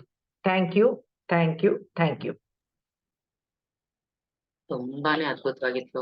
ಇವತ್ತು ಧ್ಯಾನ ಆಗ್ಲಿ, ನೀವು ಕೊಟ್ಟ ವಿಸ್ಡಮ್ ಆಗ್ಲಿ ಅಷ್ಟೇ ಅದ್ಭುತವಾಗಿತ್ತು. ಪ್ರಜ್ಞೆ ಅಂತ ಹೇಳ್ಬಿಡ್ತೀವಿ ನಾವು ಜನರಲೈಸ್ ಮಾಡಿ, ಆದ್ರೆ ಆ ಪ್ರಜ್ಞೆಯಲ್ಲಿ ಇಷ್ಟು ತರ ಪ್ರಜ್ಞೆಗಳಿದೆ. ನಮ್ಮನ್ನ ನಾವು ಚೆಕ್ ಮಾಡ್ಕೊಳಕ್ಕೆ ಯಾವ್ಯಾವ ತರ ಪ್ರಜ್ಞೆಗಳನ್ನ ನಾವು ಇದು ಮಾಡ್ಕೋಬೇಕು ಅನ್ನೋದನ್ನ ನೋಡ್ಕೋಬೇಕು ಅನ್ನೋದು ತುಂಬಾನೇ ಅದ್ಭುತವಾಗಿ ಹೇಳಿದ್ರಿ. ಅದ್ರಲ್ಲೂ ಆ ಮಕ್ಳಿಗೆ ಜೀವನದ ಮೌಲ್ಯಗಳು ನಿಜವಾಗ್ಲೂ ನೀವ್ ಹೇಳಿದ ಆ ಪಾಯಿಂಟ್ ಎಲ್ಲಾ ಪೇರೆಂಟ್ಸ್ ಅಂಡರ್ಲೈನ್ ಮಾಡ್ಕೋಬೇಕು. ಈಗಿನ ಮಕ್ಳಿಗೆ ನಾವ್ ಎಲ್ಲಾ ಕೊಡ್ತಾ ಇದೀವಿ ಅವ್ರಿಗೆ, ಆದ್ರೆ ಬೇಕಾಗಿರೋ ಆ ಜೀವನದ ಮೌಲ್ಯಗಳನ್ನೇ ನಾವು ಹೇಳ್ಕೊಡ್ತಾ ಇಲ್ಲ. ಅದು ತುಂಬಾ ಇಂಪಾರ್ಟೆಂಟ್. ತುಂಬಾ ಅದ್ಭುತವಾಗಿ ಹೇಳಿದೀರಾ ಮೇಡಮ್. ಸೊ ಅದು ಅಷ್ಟೇ, ಈಚ್ ಡೇ ನಾವು each one teach one A day. ಅದು ಖಂಡಿತ ನಾವು ಮಾಡ್ಲೇಬೇಕು ಎಲ್ರೂನು. ಈ ಒಂದು ಅದ್ಭುತವಾಗಿ ಇದನ್ನ ಮಾಡ್ತಾ ಇದ್ರೆ ಇಡೀ ಪ್ರಪಂಚ ಧ್ಯಾನಿಗಳಾಗ್ಬಿಡೋದ್ರಲ್ಲಿ ಸಂದೇಹನೇ ಇಲ್ಲ. ಸೊ ಮಾಸ್ಟರ್ಸ್ ಯಾರಿಗಾರು ಏನಾರು ಡೌಟ್ ಇದ್ರೆ ಕೇಳ್ಬಹುದು. ಮೇಡಮ್ ಹೇಳ್ದಂಗೆ ಶುರುನಲ್ಲೇ ಹೇಳಿದ್ರು, ನಾವು ಸುಮ್ನೆ ಕೇಳ್ತಾ ಇದ್ರೆ ಅದು ಮರ್ತ್ ಹೋಗ್ಬಿಡ್ತೀವಿ. ನಮ್ಮ ಕೈಯಲ್ಲಿ ನಾವು ಬರ್ಕೊಂಡ್ರೆ ಅದು ಖಂಡಿತವಾಗ್ಲೂ ಅದು ಮರೆಯಕ್ ಸಾಧ್ಯ ಇಲ್ಲ. ಏನೇ ಆಗ್ಲಿ, ಒಂದು ಹಾಡಾದ್ರೂ ಅಷ್ಟೇ, ನೀವು ಜೆರಾಕ್ಸ್ ನೋಡಿ ಕಲೀರಿ, ಅದಲ್ಲೇ ಮರಿತೀವಿ. ಅದೇ ನಾವು ಕೈಯಲ್ಲಿ ಬರ್ಕೊಂಡು ಕಲ್ತಿದ್ರೆ ಲೈಫ್ ಲಾಂಗ್ ನಾವು ಆ ಹಾಡನ್ನ ಮರೆಯಲ್ಲ. ಅದೇ ತರ ಇಲ್ಲಿ ಹೇಳ್ಕೊಟ್ಟಿದ್ದ ಜ್ಞಾನ ಏನೇ ಇರ್ಬೋದು ಎಲ್ಲ ನೋಟ್ಸ್ ಮಾಡ್ಕೊಳ್ಳಿ. ಒಬ್ರು ಮೇಡಮ್ ಪದ್ಮಾ ಅಂತ ಅಟೆಂಡ್ ಆಗ್ತಾರೆ ಡೈಲಿ ನನ್ನ ಕ್ಲಾಸ್ಗೆ. ಅವ್ರು ಇವತ್ತಿದಾರೋ ಇಲ್ವೋ ಗೊತ್ತಿಲ್ಲ. ಅವ್ರು ಮೊನ್ನೆ ಬಂದು ಮೀಟ್ ಮಾಡಿ ಅವ್ರ ನೋಟ್ಸ್ ತೋರಿಸಿದ್ರು ಮೇಡಮ್, ನನಗೆ ಖುಷಿ ಆಯ್ತು. ಅವರು ಸುಮಾರು 1.5 years ಇಂದ ಅಟೆಂಡ್ ಆಗ್ತಿದ್ದಾರೆ ಕ್ಲಾಸು. ಅಷ್ಟು ಕ್ಲಾಸ್ಗೂ ಅವ್ರು ಬರ್ಕೊಂಡಿದ್ದಾರೆ, ಅಷ್ಟು ಚೆನ್ನಾಗಿ ಹೈಲೈಟ್ಸ್ ಬರ್ಕೊಂಡಿದ್ದಾರೆ, ಪಾಯಿಂಟ್ಸ್ ಬರ್ಕೊಂಡಿದ್ದಾರೆ. ಅವ್ರು ದಿನೇ ದಿನೇ ತೆಕ್ಕೊಂಡ್ ನೋಡ್ಕೊಂಡು ಓದ್ತಾ ಇರ್ತಾರಂತೆ. ತುಂಬಾ ಖುಷಿ ಆಯ್ತು. ಆ ತರ ಮಾಡ್ದಾಗ್ಲೇ ನಮಗೆ ಅವು ಜ್ಞಾಪಕ ಇರ್ತೀವಿ. ಇಲ್ದಿರ ಎಲ್ಲ ಗೊತ್ತು ಅನ್ಕೊಂತೀವಿ, ಮರ್ತು ಬಿಡ್ತೀವಿ ಮತ್ತೇನು. ಮಾಸ್ಟರ್ಸ್ ಅದನ್ನ ಪ್ರಾಕ್ಟೀಸ್ ಮಾಡ್ಕೊಳ್ಳಿ, ನೋಟ್ಸ್ ತರ ಮಾಡ್ಕೊಳ್ಳಿ, ಪಾಯಿಂಟ್ಸ್ ಬರ್ಕೊಳ್ಳಿ, ಬುಕ್ ಇಟ್ಕೊಳ್ಳಿ, ಫ್ರೀ ಟೈಮ್ ಎಲ್ಲ ನೋಡ್ತಾ ಇರಿ, ಓದ್ತಾ ಇರಿ. ನಮ್ಮನ್ನ ನಾವು ಚೆಕ್ ಮಾಡ್ಕೊಳಕ್ಕೆ ಅದೊಂದು ಒಳ್ಳೆ ಸಾಧನ. ಸೊ ಮಾಸ್ಟರ್ಸ್ ಏನಾದ್ರು ಡೌಟ್ಸ್ ಇದ್ರೆ ಕೇಳಬಹುದು ಮೇಡಮ್ನ. ಹಾಗೆ ನಿಮ್ಮ ಎಕ್ಸ್ಪೀರಿಯನ್ಸು ಏನೇ ಇದ್ರೂನು ಹೇಳ್ಕೋಬಹುದು ಮಾಸ್ಟರ್ಸ್.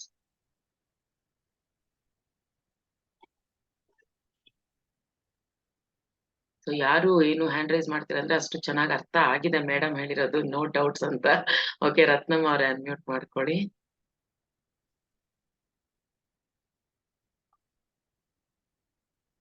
ಮಾತಾಡಿ ಮೇಡಮ್. ರತ್ನಮ್ಮ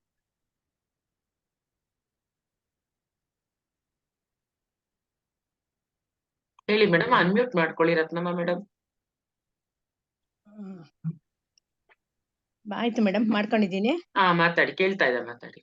ನಮಸ್ತೆ, ಹೇಳಿ. ತಲೆ ಮೇಲೆ ತುಂಬಾ ಭಾರ, ಏನೋ ಚುಚ್ಚುದಿದ್ದು ಆದಂಗೆ ಆಗುತ್ತೆ, ತುಂಬಾ ಭಾರ ಆಗುತ್ತೆ ಮೆಡಿಟೇಷನ್ ಅಲ್ಲಿ ಇದ್ದಾಗ. ಮೆಡಿಟೇಷನ್ ಆಗಿ ಹೋದ್ಮೇಲೆ ಇರಲ್ಲ ಒಂದು. ಆಮೇಲೆ ನಾನು ಇವಾಗ ಧ್ಯಾನ ತುಂಬಾ ಮಾಡ್ತಾ ಇದ್ದೀನಿ ಮೇಡಮ್. ಯಾವಾಗಲೂ ಧ್ಯಾನಕ್ಕೆ ಕುತ್ಕೋಬೇಕು ಅನ್ನೋದು ಆಸೆ ಆಯ್ತದೆ. ಬೆಳಗಿನ ಜಾವನು 2 hour 3 hour ಮಾಡ್ತೀನಿ. ಶುಗರ್ ಏನೋ ಕಮ್ಮಿ ಆಗತ್ತೆ ಅಂತ ಹೇಳಿದ್ದಾರೆ, ಅದಕ್ಕೇನೆ ಆಗತ್ತೆ ಅಂತ ಅನ್ಕೊಂಡೆ ಇದ್ದೀನಿ. ನಾನು ಈಗ ಎಷ್ಟೋ ಕಮ್ಮಿ ಆಗಿದೆ, 1.5 ವರ್ಷದಿಂದ ಮಾಡ್ತಾ ಇದ್ದೀನಿ. ಈ ನನ್ಗೆ ಹ್ಯಾಂಡ್ ರೈಸ್ ಮಾಡೋದು ಸಿಗ್ತಾನೆ ಇಲ್ಲ ನಿಮ್ ಹತ್ರ ಮಾತಾಡಕ್ಕೆ, ಇವತ್ ಸಿಕ್ಕಿದೆ. ಖುಷಿ ಆಯ್ತು ಮೇಡಮ್. ನನ್ಗೆ ಮೈಸೂರಲ್ಲೇ ಇರೋದು. ನಾನು ಮೊನ್ನೆ ಮೇಡಮ್ ಹತ್ರ ಇದನ್ನ ತರ್ಸ್ಕೊಂಡ್ರೆ, ಪಿರಮಿಡ್ ಶಾಂತಲಾ ಮೇಡಮ್ ಕಳ್ಸ್ಕೊಟ್ರು, ಪಾಪ ತುಂಬಾ ಧನ್ಯವಾದಗಳು ಅವ್ರಿಗೆ. ನಮ್ಮನೆಯಿಂದ ಬಂದ್ ತಂದ್ಕೊಡೋರು ಯಾರು ಇರ್ಲಿಲ್ಲ ಮೇಡಮ್. ಆಗ ನಮ್ಮ ಪಕ್ಕದ ಮನೆಯವ್ರಿಗೆ ಹಾಕಿ ಅವ್ರನ್ನ ಧ್ಯಾನ ಕೂರ್ಸಿ ಹೇಳ್ಕೊಟ್ಟೆ ಮೇಡಮ್. ಅವ್ರಿಗೆ ತಲೆನೋವು ಇತ್ತು, ಸ್ವಲ್ಪ ಕಮ್ಮಿ ಆಯ್ತು ರತ್ನ, ರಿಲೀಫ್ ಆಯ್ತು. ಶಾಂತ ಮೇಡಮ್ ಎಷ್ಟು ಚೆನ್ನಾಗಿ ಮಾತಾಡ್ತಾರೆ, ತುಂಬಾ ಇಷ್ಟ ಅಂದ್ರೆ. ಅವ್ರ ಹತ್ರ ಈ ತರ ಫೋನ್ ಇಲ್ಲ. ನಮ್ಮನೆಗ್ ಬನ್ನಿ ಅಂದ್ರೆ ಸಂಕೋಚ, ನಾನ್ ಅವ್ರ ಮನೆಗ್ ಹೋದ್ರೆ ನಮ್ಮನೆಯವ್ರು ಬೈತಾರೆ. ಹಿಂಗಾಗಿ 1-2-3 ದಿನ ಕೊಟ್ಟೆ ಮೇಡಮ್ ಅವ್ರ ಧ್ಯಾನನ. ಅವ್ರು ತುಂಬಿ ಖುಷಿ ಪಡ್ತಾರೆ. ನಾನ್ ಅದ್ ಇಲ್ದೇ ಇದ್ರು ಪರವಾಗಿಲ್ಲ, ಆ ಟೈಮ್ಗೆ 5:30 ನಿಮ್ಮನೇಲೆ ಕೂತ್ಕೊಳ್ಳಿ, 6:30 ತನಕ ಮಾಡಿ. ನಾನು ಆದಾಗ ನಿಮ್ಗೆ ಯೂಟ್ಯೂಬ್ ಅಲ್ಲಿ ಇರುತ್ತೆ, ನಾನ್ ತೋರ್ಸ್ಕೊಡ್ತೀನಿ. ನಮ್ಮನೆಯವ್ರು ಇಲ್ದಿದ್ದಾಗ ನಿಮ್ಗೆ ಫೋನ್ ಕೊಡ್ತೀನಿ ನೋಡೋರಿ ಅಂತೆಲ್ಲ ಹೇಳ್ದೆ ಮೇಡಮ್. ಅವ್ರ ಹತ್ರ ಈ ತರ ಫೋನ್ ಇಲ್ಲ.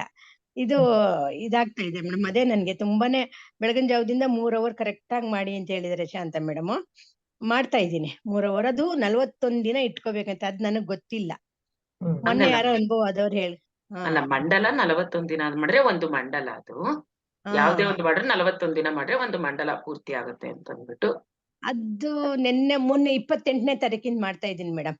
ಜನವರಿ 7ನೇ ತಾರೀಕು 8ನೇ ತಾರೀಕುವರೆಗೂ ರೆಗ್ಯುಲರ್ ಆಗಿ ಬೆಳಗಿನ ಜಾವ 3 ಗಂಟೆಗೆ ಸ್ನಾನ ಮಡಿ ಮಾಡಿ 4ಕ್ಕೆ ಕೂತ್ಕೋತೀನಿ, 7 ಗಂಟೆ ತನಕ ಮಾಡ್ತೀನಿ. ಮೊದಲು ಕೂರಕ್ ಆಗ್ತಿರ್ಲಿಲ್ಲ, ಅರ್ಧ ಗಂಟೆ 1 ಗಂಟೆ. ಅಯ್ಯೋ ಇದೇನ್ ಇವ್ರೆಲ್ಲ ಹೇಳ್ತಾರೆ 3 hour ಕೂತ್ಕೊಳಕ್ ಆಗತ್ತಾ, ನಾನ್ ನಂಬ್ತಾ ಇರ್ಲಿಲ್ಲ ಮೇಡಮ್.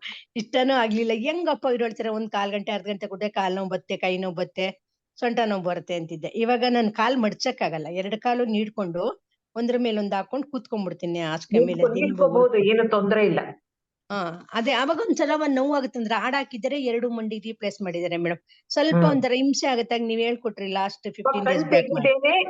ಕಾಲ್ ಅಡ್ಜಸ್ಟ್ ಮಾಡ್ಕೊಳ್ಳಿ, ಏನ್ ಪರವಾಗಿಲ್ಲ. ಮೆತ್ತಗ್ ತಗೊಳ್ಳಿ ಅಂತ ಹೇಳಿದ್ರಿ, ಮಾಡ್ತೀನಿ ಮೇಡಮ್. ಇವಾಗ ಏನು ಆಗಲ್ಲ. ಮೊದಲು ತೂಕ್ ಕುಡ್ಸೋದು, ಹಿಂಗ್ ಬಿದೋಗೋದು ಎಲ್ಲ ಆಗ್ತಿತ್ತು ಮೊದ್ಲೆಲ್ಲ, ಫಸ್ಟ್ ಸ್ಟಾರ್ಟಿಂಗ್ ಅಲ್ಲಿ.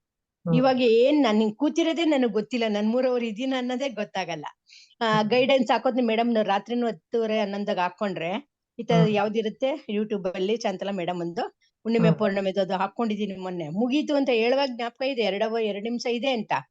ಆಮೇಲೆ ಗೊತ್ತೇ ಆಗಿಲ್ಲ, 12:30 ತನಕ ಕೂತ್ಕೊಂಡಿದೀನಿ. ಏನ್ ಮೇಡಮ್ 2 ನಿಮಿಷ ಅಂದ್ರು ಅಂತ ಅನ್ಕೊಂತೀನಿ. ಅಷ್ಟು ಬೇಗ. ಇವತ್ತು ಅಷ್ಟೇ ನಿಮ್ ಗೈಡೆನ್ಸ್ ಬಹಳ ಚೆನ್ನಾಗಿತ್ತು. 1 ಅವರ್ ನೀವು ಧ್ಯಾನ ಕೂರ್ಸಿದ್ದೀರಿ ಅನ್ನೋದು ನನಗೆ ಗೊತ್ತಾಗ್ಲೇ ಇಲ್ಲ. ಅಷ್ಟಕ್ಕೆ ಇದಾಯ್ತು. ಈಗ 1 5 ಅವರ್ ನಿಮಿಷ ಮಾಡ್ಲಿಲ್ಲ ಮೇಡಮ್. ಮಾಡ್ಲಿಲ್ವಾ? 6ರಿಂದ 7 ತನಕ ಮಾಡ್ಲಿಲ್ವಾ ಮೇಡಮ್ ಇವತ್ತು? ಯಾವಾಗ ಹೇಳಿ? ಇವಾಗ? ಇವಾಗ್ಲಾ? ಇಲ್ಲ ಹಾ. ಇವತ್ತು ಇವಾಗ ಅವರೊಂದು ಉಪನ್ಯಾಸ ಇತ್ತಲ್ಲ. ಹಾ. ಅವರು ಸ್ಟಾರ್ಟಿಂಗ್ ಅಲ್ಲಿ ಇದಿತ್ತಲ್ವಾ, ಸತ್ಸಂಗ ನೆನ್ನೆನೋ ಮಾಡ್ತಾ ಮೊನ್ನೆನೋ ಇದ್ರು. ನೀವು ಮಾಡಿದ್ರಲ್ವಾ ಮೇಡಮ್ ಸಂಜೆ ಹ್ಮ್ ಹೊತ್ತು 1 ನೆನ್ನೆ ಅಲ್ಲ. ಅವರ್? ಹ್ಮ್ ಅಂದ್ರೆ ರಾತ್ರಿ ಹೊತ್ತು ಒಂದ್ಸರಿ ಹುಣ್ಣಿಮೆ ಓ, ನೀವ್ ದಿನನೂ ಯೂಟ್ಯೂಬ್ ಮಾಡಿದ್ರಿ. ಅಲ್ಲಿ ನೋಡ್ಕೊಂಡು ಹೇಳ್ತಾ ಇದ್ರ? ಓ ಸಾರಿ, ಹಾ ಅವ್ರು ಹಾ ಯೂಟ್ಯೂಬ್ ಅಲ್ಲಿ ಹಾ. ನೋಡಿ ಹೇಳ್ತಾರೆ, ಅದಕ್ಕೆ ಇವತ್ತು ಅಂದ್ರೆ ನಾನು ನಿನ್ನೆದು ನೆನ್ನೆ ಇವತ್ತು. ರಾತ್ರಿ ಇವತ್ತಿಂದ ಹ್ಮ್ ಈಗ್ಲೂ ಅಷ್ಟೇ ತುಂಬಾ ಹ್ಮ್ ಇಷ್ಟು ಬೇಗ ಮುಗ್ದೋಯ್ತಾ ಅನ್ನಂಗಾಯ್ತು. ಅದೇ ಯೂಟ್ಯೂಬ್ದು 1 ಅವರ್ ಬರುತ್ತಲ್ಲ ಮೇಡಮ್ ಅದೇ ರಾತ್ರಿ ಹೊತ್ತು. ಯೂಟ್ಯೂಬ್ ಅಲ್ಲಿ ಇರುತ್ತೆ ಬಿಡಿ. Yes. ನನಗ್ ರಾತ್ರಿ ಧ್ಯಾನ ಕುತ್ಕೋಬೇಕಾದ್ರೆ ನಿಮ್ದು ಹಾಕೊಂಡ್ಬಿಡ್ತೀನಿ ಮೇಡಮ್. ಹುಣ್ಣಿಮೆ Okay. ಯಾವ್ದೋ ಗೈಡೆನ್ಸ್, ಯಾವ್ದೋ 1 year ಇಂದ ಬ್ಯಾಕ್ ಮಾಡಿರೋದು ಯಾವ ಸಿಗುತ್ತೆ ನಿಮ್ ಮುಖ ಸಿಗೋ ತಕ್ಷಣ ಹಾಕೊಂಡ್ಬಿಟ್ಟು ಕುತ್ಕೊಂತೀನಿ. ಎಷ್ಟು ಚೆನ್ನಾಗಿ ಧ್ಯಾನ ಆಗತ್ತೆ ಅಂದ್ರೆ ಎಚ್ಚರನೇ ಇರ್ತೀನಿ ಮೇಡಮ್. ಧ್ಯಾನ ಚೆನ್ನಾಗ್ ಆಗ್ತಾ ಇರುತ್ತೆ. ನಿದ್ದೆಗ್ ಬೀಳ್ಬೇಡಿ, ನಿದ್ದೆಗ್ ಜಾರ್ಬೇಡಿ ಅಂತೀರಿ, ಜಾರಿರಲ್ಲ. ಅದೇನೋ ಇನ್ 2 ಮಿನಿಟ್ಸ್ ಇದೆ ಅಂತ ನೀವ್ ಹೇಳಿರ್ತೀರಿ. ಎಂಡ್ ಆಗೋದೇ ಗೊತ್ತಾಗಲ್ಲ ನನ್ಗೆ. 12:30ಗೆ ಎಚ್ಚರಾಗಿದೆ. ಅಯ್ಯೋ 1 ಅವರ್ ಮೆಡಿಟೇಷನ್ ಅಂದ್ರಲ್ವಾ ಮೇಡಮ್ 2 ನಿಮಿಷ ಅಂತ. ಇದೇನು ಅಂದ್ರೆ ನಂತರ ಧ್ಯಾನ ಚೆನ್ನಾಗ್ ಕೂರುತ್ತೆ ಮೇಡಮ್. ಇವಾಗ ಆದ್ರೆ ತಲೆ ತುಂಬಾ ಅದೇ ಹೇಳಿದ್ನಲ್ಲ ಕಲ್ಲು ಒಂದು ಭಾರ ಇರೋದು ನನ್ ತಲೆ ಮೇಲೆ ಇಟ್ಟಂಗ್ ಆಗುತ್ತೆ ಫುಲ್ಲು. ಅದು ನೀವ್ ಹೇಳಿದ್ರಲ್ವಾ ಕ್ಲೀನಿಂಗ್ ಆಗುತ್ತೆ ಅಂತ. ಆಮೇಲೆ ಇದಕ್ಕೆ ಇರ್ಬೋದು ಪರ್ಮಿಟ್ ಹಾಕೊಂತ ಇರ್ತೀನಿ. ಇವಾಗ ಇದ್ ಮಾಡ್ತಾ ಇದ್ದೀನಿ. ಎನರ್ಜಿ ಬಂದಾಗ ಆತರ ಅನ್ಸುತ್ತೆ. ಕ್ಲೀನಿಂಗ್ ಜಾಸ್ತಿ ಆಗ. ಹೊತ್ತಿಗೆ ಎನರ್ಜಿ ಬಂದ್ಬಿಟ್ಟು ಒಳಗಡೆ ಹೋಗಕ್ಕಾಗದೆ ಇದ್ದಾಗ ಸೊ ಒಂದು ಥಾಟ್ ಕೊಟ್ಕೋಬಹುದು. ಧ್ಯಾನದಲ್ಲಿ ಬರ್ತಾ ಎನರ್ಜಿ ಎಲ್ಲ ಸಲೀಸಾಗಿ ನನ್ನ ದೇಹದಲ್ಲೆಲ್ಲ ಪ್ರವಹಿಸ್ತಾ ಇದೆ, ಎನರ್ಜಿ ಸರ್ಕ್ಯುಲೇಷನ್ ಆರಾಮಾಗಿ ಆಗ್ತಾ ಇದೆ ಅಂತ ಒಂದು ಥಾಟ್ ಹಾಕೊಂಡ್ರೆ ಅದು ತಕ್ಷಣನೇ ಅದು ಸರಿನೂ ಹೋಗುತ್ತೆ. ನೋವು ತಲೆ ನಂಗೆ ಇನ್ಯಾವ ಕಡೆ ಎಲ್ಲೂ ನೋವು ಬರಲ್ಲ ಮೇಡಮ್. ಬೇಡ, ಸಹಸ್ರಾರ ಚಕ್ರದಿಂದ ಎನರ್ಜಿ ಬರ್ತಿರೋದು ನಿಮಗೆ ಫೀಲ್ ಆಗ್ತದೆ ಅಷ್ಟೇ. Okay madam, thank you madam. ಏನಂದ್ರೆ ತುಂಬಾ ಯಾರೇ ಚೆನ್ನಾಗಿ ಆಗ್ಲಿ ಗೈಡೆನ್ಸ್ ಶಾಂತಾ ಮೇಡಮ್ ಕೊಡ್ತಾರೆ. ನೀವುನು ಬಹಳ ಚೆನ್ನಾಗಿ ಬುಧವಾರ ಯಾವಾಗ ಬರುತ್ತೋ ಅಂತ ಕಾಯ್ತಾ ಇರ್ತೀನಿ. ನನ್ನ ಫ್ರೆಂಡ್ಸ್ಗೆಲ್ಲ ಶೇರ್ ಮಾಡ್ಬಿಡ್ತೀನಿ ಬಂದ ತಕ್ಷಣನೇ ನೋಡಿ ಅಂತ. ಬೆಂಗಳೂರಲ್ಲಿ ಮೈಸೂರಲ್ಲಿ ಯಾರ್ಯಾರು ಇದಾರೆ ಅವ್ರು ನೋಡ್ತಾರೋ ಬಿಡ್ತಾರೋ, ಬಟ್ ನಾನು ಎಲ್ರಿಗೂ ಮಾಡ್ಬಿಟ್ಟು ವಾಯ್ಸ್ ಮೆಸೇಜ್ ಹಾಕ್ಬಿಡ್ತೀನಿ. ಇವಾಗ ನೋಡಿ ಚೆನ್ನಾಗಿ ಮನೋರಮಾ ಮೇಡಮ್ ಬರ್ತಾ ಇದಾರೆ, ಶಾಂತಲಾ ಮೇಡಮ್ ಹೇಳ್ತಾ ಇದಾರೆ, ಕೇಳಿ ಅಂದ್ಬಿಟ್ಟು ಎಲ್ಲರಿಗೂ ವಾಯ್ಸ್ ಮೆಸೇಜ್ ಹಾಕ್ಬಿಟ್ಟು ನಾನು ಕುತ್ಕೊಂಡ್ಬಿಡ್ತೀನಿ ಮೇಡಮ್ 5:30ಗೆ. ತುಂಬಾ ಖುಷಿ ಆಗುತ್ತೆ. ತುಂಬಾನೇ ನಾನು ಎಷ್ಟು ಕಡೆ ಮಾಡಿ ಬಂದಿದ್ದೀನಿ ಮೇಡಮ್. ರವಿಶಂಕರ್ ಗುರಿ, ಪತಂಜಲಿ ಯೋಗ, ಕಲ್ಕಿ ಭಗವಾನು, ಓಂ ಇದ್ರ ಶಕ್ತಿ, ಒಂದ್ ಕಡೆ ಅಲ್ಲ ಎಲ್ಲಾ ಕಡೆನೂ ನನ್ಗೆ ಈ ತರ ಎಲ್ಲೂ ಸಿಕ್ಕಿಲ್ಲ ಮೇಡಮ್. ನಂಗೆ ಬೆಂಗಳೂರಲ್ಲಿ ಎಲ್ಲೆಲ್ಲ ಆಧ್ಯಾತ್ಮಿಕ ನಾನ್ ಆಟೋ ಚಾರ್ಜ್ ಕೊಡ್ತೀನಿ ಬನ್ನಿ ಅಂತ ಎಲ್ರನ್ನೂ ಕರ್ಕೊಂಡು ಹೋಗಿ. ಈಗ ಮೊನ್ನೆ 2 ಸರಿ ಕನ್ಯಕ ಪರಮೇಶ್ವರಿ ದೇವಸ್ಥಾನದಲ್ಲಿ ಆಯ್ತು ಮೈಸೂರಲ್ಲಿ. ಇಲ್ಲಿ ಎಲ್ಲಾರನ್ನೂ ಕರೆದೆ, ನನ್ ಜೊತೆಗೆ ಯಾರು ಬರ್ಲಿಲ್ಲ. ನನಗೆ ದಾರಿನೂ ಗೊತ್ತಿಲ್ಲ ಮೇಡಮ್. ಇಲ್ಲಿ ಹೊಸಬಳು ಮೈಸೂರ್ಗೆ, ನಮ್ಮನೇಲೂ ಎಲ್ಲೂ ಕಳ್ಸಲ್ಲ, ಒಬ್ಬಳನ್ನೇ ಭಯ.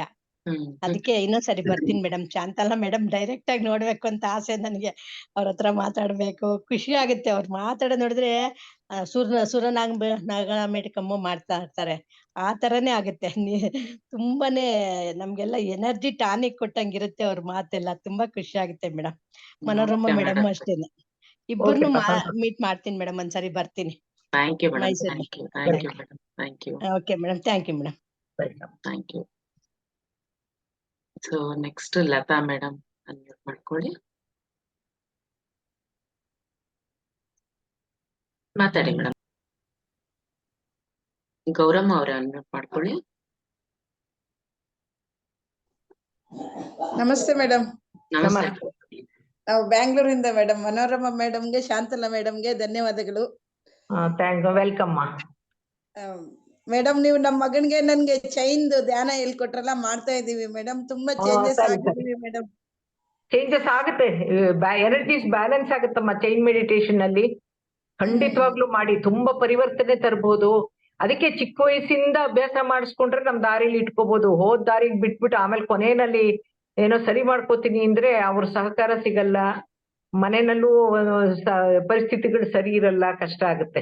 ಹಾಗಾಗಿ ಚೈನ್ ಮೆಡಿಟೇಷನ್ ಇಂದ ಗಂಡ ಹೆಂಡತಿ ಇರಬಹುದು, ಫ್ರೆಂಡ್ಸ್ ಇರ್ಬೋದು, ಅದು ಯಾರೇ ಆದ್ರೂ, ಅಥವಾ ಯಾರಿಗಾರ ವಯಸ್ಸಾಗಿರೋರ್ಗೆ ಆರೋಗ್ಯ ಇಲ್ಲ, ವೀಕ್ನೆಸ್ ಇದೆ, ಅವರಿಗೆ ಸ್ಟ್ರೆಂತ್ ಇಲ್ಲ ಅಂದ್ರೆ ಆವಾಗ ನಾವು ಚೈನ್ ಮೆಡಿಟೇಷನ್ ಮಾಡಿಸಿದ್ರೆ ಅವರು ಧ್ಯಾನದಲ್ಲಿ ಅವ್ರನ್ನು ಕಣ್ಮುಚ್ಚಿ ಕೂತಿರಕ್ ಹೇಳ್ಬೇಕು.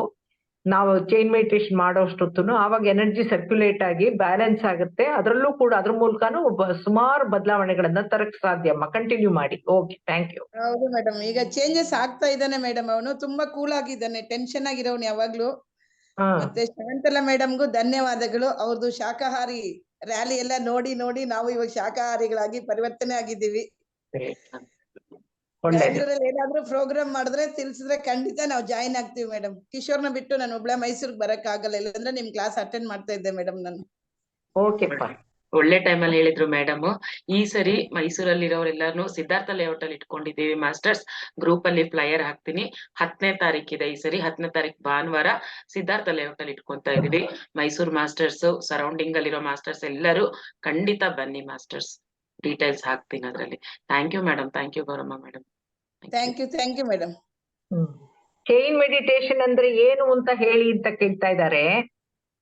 ಚೈನ್ ಮೆಡಿಟೇಷನ್ ಅಂದ್ರೆ ಎರಡು ಕೈಯನ್ನು ನಾವ್ ಹಿಂಗ್ ಸೇರ್ಸ್ ನಾವ್ ಧ್ಯಾನಕ್ಕೆ ಕೂತ್ಕೋತೀವಲ್ವಾ, ಅದ್ರ ಬದ್ಲಿಗೆ ಎರಡು ಕೈಯನ್ನು ಹೀಗೆ ಇಟ್ಕೊಂಡ್ರೆ ಎಡಗೈಗೆ ರಿಸೀವ್ ಅಂದ್ರೆ ಎಡಗೈ ನಾನ್ ಹೀಗೆ ಇಟ್ಕೊಂಡಿರ್ತೀನಿ, ನಿಮ್ಮ ಎಡಗಡೆ ಇರೋರು ಅವರ ಬಲಗೈಯನ್ನ ನಮ್ಮ ಅಂಗೈಗೆ ಸೇರ್ಸಿ ಹಿಂಗ್ ಹಾಕ್ತಾರೆ. ನಾವು ನಮ್ಮ ಬಲಗೈಯನ್ನ ನಮ್ಮ ಬಲಗಡೆ ಇರೋರ ಹತ್ರ ಎಡಗೈ ಮೇಲೆ ಹಾಕ್ತಿವಿ ನಾವು. ಅಂದ್ರೇನು, ಹೀಗೆ ಬರ್ತಿ ಎಡಗೈ ಎಲ್ಲ ರಿಸೀವಿಂಗ್ ಅಂದ್ರೆ ಈ ಕಡೆ ಅವ್ರು ಹೀಗೆ ಕೊಡ್ತಾರೆ, ಇವ್ರ ಎಡಗೈಗೆ ನಾ ಈ ತರ ಕೊಡ್ತೀನಿ. ಆತರ ಚೈನ್ ಮೆಡಿಟೇಷನ್ ಆಗಿ ಧ್ಯಾನ, ಮಾಮೂಲಿ ಧ್ಯಾನನೇ. ಬಟ್ ಒಬ್ರ ಕೈಗೆ ಇನ್ನೊಬ್ರ ಕೈನ ನಾವೇ ಕ್ಲಾಸ್ ಮಾಡ್ಕೊಳ್ಳೋ ಬದಲು ಅವರ ಬಲಗೈ ನಮ್ಮ ಎಡಗೈ, ನಮ್ಮ ಬಲಗೈ ಇವ್ರ ಬಲಗಡೆ ಇರೋರ್ ಎಡಗೈ ಚೈನ್ ಆಗಿ ಹೋಗುತ್ತದು. ಅದ್ರ ಮೂಲಕ ಧ್ಯಾನ ಮಾಡೋದ್ರಿಂದ ಬಹಳಷ್ಟು ಲಾಭಗಳಿದೆ. ಖಂಡಿತ ಮಾಡ್ಬೋದು.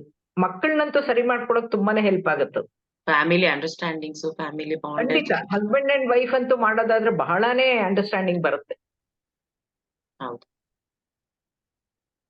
ನಾವು ಶಿವಮೊಗ್ಗದಲ್ಲಿ ಚೈನ್ ಮೆಡಿಟೇಷನ್ ಮಾಡಿಸಿ ಒಬ್ರಿಗೆ ತುಂಬಾ ಹುಷಾರಿರ್ಲಿಲ್ಲ, ಚೆನ್ನಾಗಿದ್ದವರು ತುಂಬಾ ಬೆಡ್ ರಿಡನ್ ಆಗ್ಬಿಟ್ಟು ತೀರಾ ಹಾಸಿಗೆ ಎಲ್ಲ ಆತರ ಆಗೋಯ್ತು. ಅವಾಗ ನಾವು ಧ್ಯಾನಿಗಳು ಒಂದ್ 8-10 ಜನ ಹೋಗಿ ಅವ್ರ ಮನೆಗೆ ಒಂದ್ 5-6 ದಿವಸ ಚೈನ್ ಮೆಡಿಟೇಷನ್ 1 hour ಮಾಡಿ ಬಂದ್ವಿ.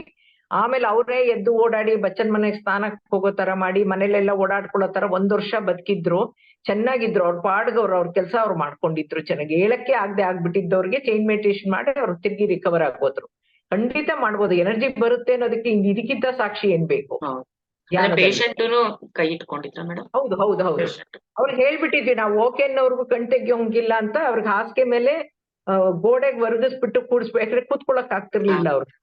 ಅವ್ರನ್ನ ಕೆಲವು ಸಲ ಅವ್ರನ್ನ ಈಸಿ ಚೇರ್ ಮೇಲೆ ಕೂಡಿಸ್ಬಿಟ್ಟು ಕಣ್ ಮುಚ್ಕೊಂಡ್ ಕೂತ್ಕೊಂಡ್ಬಿಡಿ ಅಂತ ಅವ್ರ 2 ಕೈನು ಇಸ್ಕೊಂಡ್ಬಿಟ್ಟು ಒಂದ್ ಕೈ ಒಬ್ರು ಕವರ್ ಮಾಡಿದ್ವಿ, ಅವ್ರ ಕೈ ಇನ್ನೊಬ್ರು ಈ ತರ ಕವರ್ ಮಾಡಿದ್ರಿಂದ ನಾವು ಓಕೆ ಅನ್ನೋರ್ಗು ತೆಗಿಬೇಡಿ ಅಂತ ಹೇಳಿ. ಅಲ್ಲಿ ಎಷ್ಟು ಚೆನ್ನಾಗಿ ಒಂದು ಎಕ್ಸ್ಪೀರಿಯನ್ಸ್ ಆಯ್ತು ಅಂದ್ರೆ, ಸಿಲ್ವರ್ ರಿಂಗ್ ಒಂದು ಮೆಡಿಟೇಷನ್ ಅಲ್ಲಿ ಸಿಲ್ವರ್ ರಿಂಗ್ ಫಾರ್ಮ್ ಆಗಿದ್ದು ಎಲ್ರಿಗೂ ಅನುಭವಕ್ಕೆ ಬಂದಿದೆ. ಅದು ಎನರ್ಜಿ ಸರ್ಕ್ಯುಲೇಟ್ ಆಗ್ತಾ ಇದ್ದಿತ್ತು. ಆಮೇಲೆ ಡ್ರಾಪ್ ತರ ಬೀಳ್ತಾ ಇದೆ ಅನ್ನೋ ತರದ್ ಯಾರು ಒಳ್ಳೆ ಮೆಡಿಟೇಟರ್ ಒಬ್ರಿದ್ರು ಕೂಡ ಆ ಎನರ್ಜಿ ಚೇಂಜ್ ಫಾರ್ಮ್ ಆಗ್ಬಿಡತ್ತ. ತುಂಬಾ ಚೆನ್ನಾಗಿತ್ತು. ಒಳ್ಳೆ ಅನುಭವಗಳು. ಶಿವಮೊಗ್ಗದಲ್ಲಂತೂ ಬಹಳಷ್ಟು ಚೈನ್ ಮೆಡಿಟೇಷನ್ ಮಾಡಿಸಿದ್ವಿ ನಾವು. ಇನ್ಯಾರಾದ್ರೂ ಇದ್ದಾರಾ? ಇನ್ನಿಬ್ರು ಇದಾರೆ ಮೇಡಮ್. ಜಯಶ್ರೀ ಅವ್ರ ಅನ್ಮ್ಯೂಟ್ ಮಾಡ್ಕೊಳ್ಳಿ. Hello madam. ಹೇಳಿ ಮೇಡಮ್, ಸ್ವಲ್ಪ ಜೋರಾಗಿ ಮಾತಾಡಿ ಮೇಡಮ್. ಜಯಶ್ರೀ ಮೇಡಮ್. ಅದೇ ಇದು ನಾನು 1.25 ವರ್ಷ ಆತ್ರಿ ಶಾಂತಲಾ ಮೇಡಮ್ದು ಇದು ಮೆಡಿಟೇಷನ್ ನೋಡಿ ನಾ ಮಾಡ್ತಾ ಇರೋದು. ಈಗ ಮೊನ್ನೆ ನಾನು ಇದು ಶುಗರ್ ಚೆಕ್ ಮಾಡಿಸಿದ್ರಿ, ಅಂದ್ರೆ ಎಕ್ದಮ್ ಬೆವ್ರು ಬಿಡ್ಲಿಕ್ಕತ್ತಿತ್ತು. ಮನ್ಯಾಗ ಕುತ್ತಾಗ ಎಕ್ದಮ್ ಒಂದ್ ಹಾಫ್ ಆನ್ ಅವರ್ ಆತು, 10 ಮಿನಿಟ್ ಆತು, ಹಿಂಗ್ ಬೆವ್ರು ಬಿಡೋದು, ಜೋರಾಗಿ ಬೆವ್ರು ಬಿಡೋದು. ಆಮೇಲೆ ಡೇಟ್ ಏನಂದ್ರೆ 3 ತಿಂಗಳ ಡೇಟ್ ಬಂದಿಲ್ಲ. ಆಮೇಲೆ ಚೆಕ್ ಮಾಡಿಸ್ಲಿಕ್ಕೆ ಡಾಕ್ಟರ್ ಕಡೆ ಹೋಗುದ್ರಾಗ ಅವ್ರ BP ಅದು ಎಲ್ಲ ಚೆಕ್ ಎಲ್ಲ ನಾರ್ಮಲ್ ಅದ ಅಂದ್ರಿ. ಶುಗರ್ ಚೆಕ್ ಮಾಡ್ರು 262 ಆಗ್ಯದ ಶುಗರ್ ನಿಮ್ದು.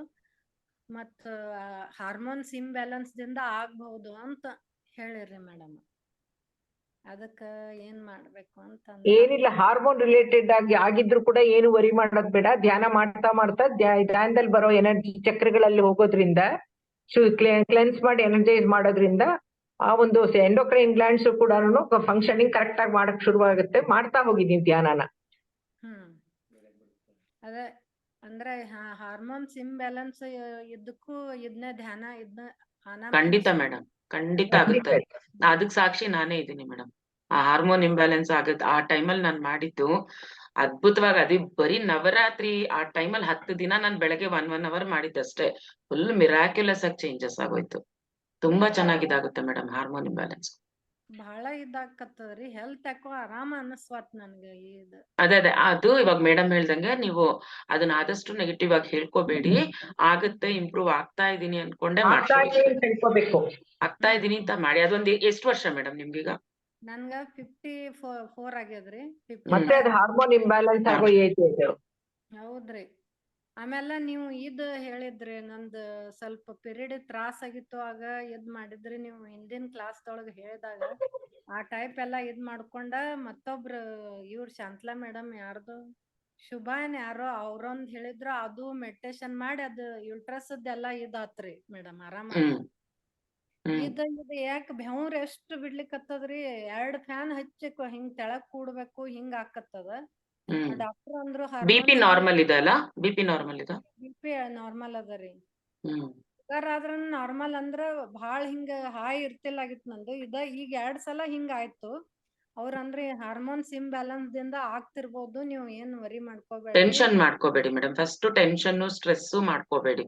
ಏನಾದ್ರೂ ಟೆನ್ಷನ್ ಮಾಡ್ಕೋಬೇಡಿ. ವಯಸ್ಸಿಗೆ ಅನುಸಾರವಾಗಿ ಅವೆಲ್ಲ ಕೆಲವು ಬದಲಾವಣೆಗಳು ಇಲ್ದಿರೋದು ಇರೋದು ಅವೆಲ್ಲ ಆಗುತ್ತೆ. ಅದನ್ನೆಲ್ಲ ತುಂಬಾ ತಲೆಗೆ ಹಚ್ಕೊಳಕ್ ಹೋಗಿಲ್ಲ. ಧ್ಯಾನ ಮಾಡ್ತಾ ಬಂದ್ರೆ ಆರೋಗ್ಯವಾಗಿದ್ದೀನಿ ಕೊಟ್ಟು. ಹ್ಮ್ ಅದ ವಿಟಮಿನ್ ಗುಳಿಗೆ ಕೊಟ್ಟಾರಿ, ಕ್ಯಾಲ್ಸಿಯಂ ವಿಟಮಿನ್ ಅದು. ಹ್ಮ್ ಅಷ್ಟೇ ಮೇಡಮ್. ನಾವ್ ಡಾಕ್ಟರ್ ಹತ್ರ ಹೋದ್ರೆ ಪಾಪ ಅವ್ರು ಮಾಡೋ ಕರ್ಮ ಅವ್ರು ಮಾಡ್ಬೇಕಲ್ಲ, ಅವ್ರು ಕೊಡ್ತಾ ಇರ್ತಾರೆ. ನಾವ್ ಡಾಕ್ಟರ್ ಹತ್ರ ಹೋದ್ರೆ ನಾವ್ ಅದನ್ನ ಇವಾಗ ಇಷ್ಟೆಲ್ಲ ನಾವ್ ಧ್ಯಾನ ಮಾಡ್ತಾ ಇದೀವಿ, ಎಲ್ಲಾ ತಿಳ್ಕೊಂತಾ ಇದೀವಿ ಮಾಡಿ. ಜೊತೆಗೆ ಇವಾಗ ನಿಮ್ಗೆ ಅಷ್ಟೊಂದಿದೆ ಆತರ ಅಂತರ ತಗೊಳ್ಳಿ ಅಂದ್ರೆ ಧ್ಯಾನ ಜಾಸ್ತಿ ಮಾಡಿ ಮೇಡಮ್. ನಿಧಾನಕ್ಕೆ ಎಲ್ಲ ಸರಿ ಹೋಗುತ್ತೆ. ಅದೇ ಏನ್ ಅದು ಗುರ್ತಾಕತ್ತದ್ರಿ ಧ್ಯಾನ ಮಾಡೋದ್ರಿಂದ. ಈ 1.25 ವರ್ಷ ಆತ್ ಮಾಡ್ಕತ್ತನ್ಲ, ಅದ್ರಿಂದ ನನ್ಗೆ ಇದಾಕತ್ತ. ಇದ್ ಯಾಕ ಆಗುತ್ತಾ? ಇನ್ನೇ ಹೇಳ್ಬೇಡಿ ಮೇಡಮ್. ಇನ್ನದ್ ನೀವ್ ಹೇಳ್ದಷ್ಟು ಅದೇ ಇದಾಗುತ್ತೆ. ಬೇಡ, ಅರ್ಥ ಆಯ್ತು ನೀವ್ ಹೇಳಿದ್ದು. ಆದ್ರೆ ಮಾಡಿ, ಪಾಸಿಟಿವ್ ಆಗಿ ಮಾಡಿ, ಆಗತ್ತೆ. Okay, thank you. ಯಾಕೆಂದ್ರೆ ನೀವೀಗ 1 hour 1.5 hour ಮಾಡ್ತಿರ್ಬೋದು, ಆದ್ರೆ ಅದ್ರಲ್ಲಿ ಕ್ವಾಲಿಟಿ ಎಷ್ಟು ನೋಡ್ಕೊಳ್ಳಿ. ಆ 1 hour ಇಟ್ಕೊಂಡ್ ಮಾಡಿದಾಗ ಕ್ವಾಲಿಟಿ ಆಫ್ ಟೈಮ್ ನೋಡಿ, ಎಷ್ಟೊತ್ತು ಧ್ಯಾನ ಆಗ್ತಾ ಇದೆ ಅಂತ. ಕ್ವಾಲಿಟಿ ಧ್ಯಾನ ಅದು ಇಂಪಾರ್ಟೆಂಟ್.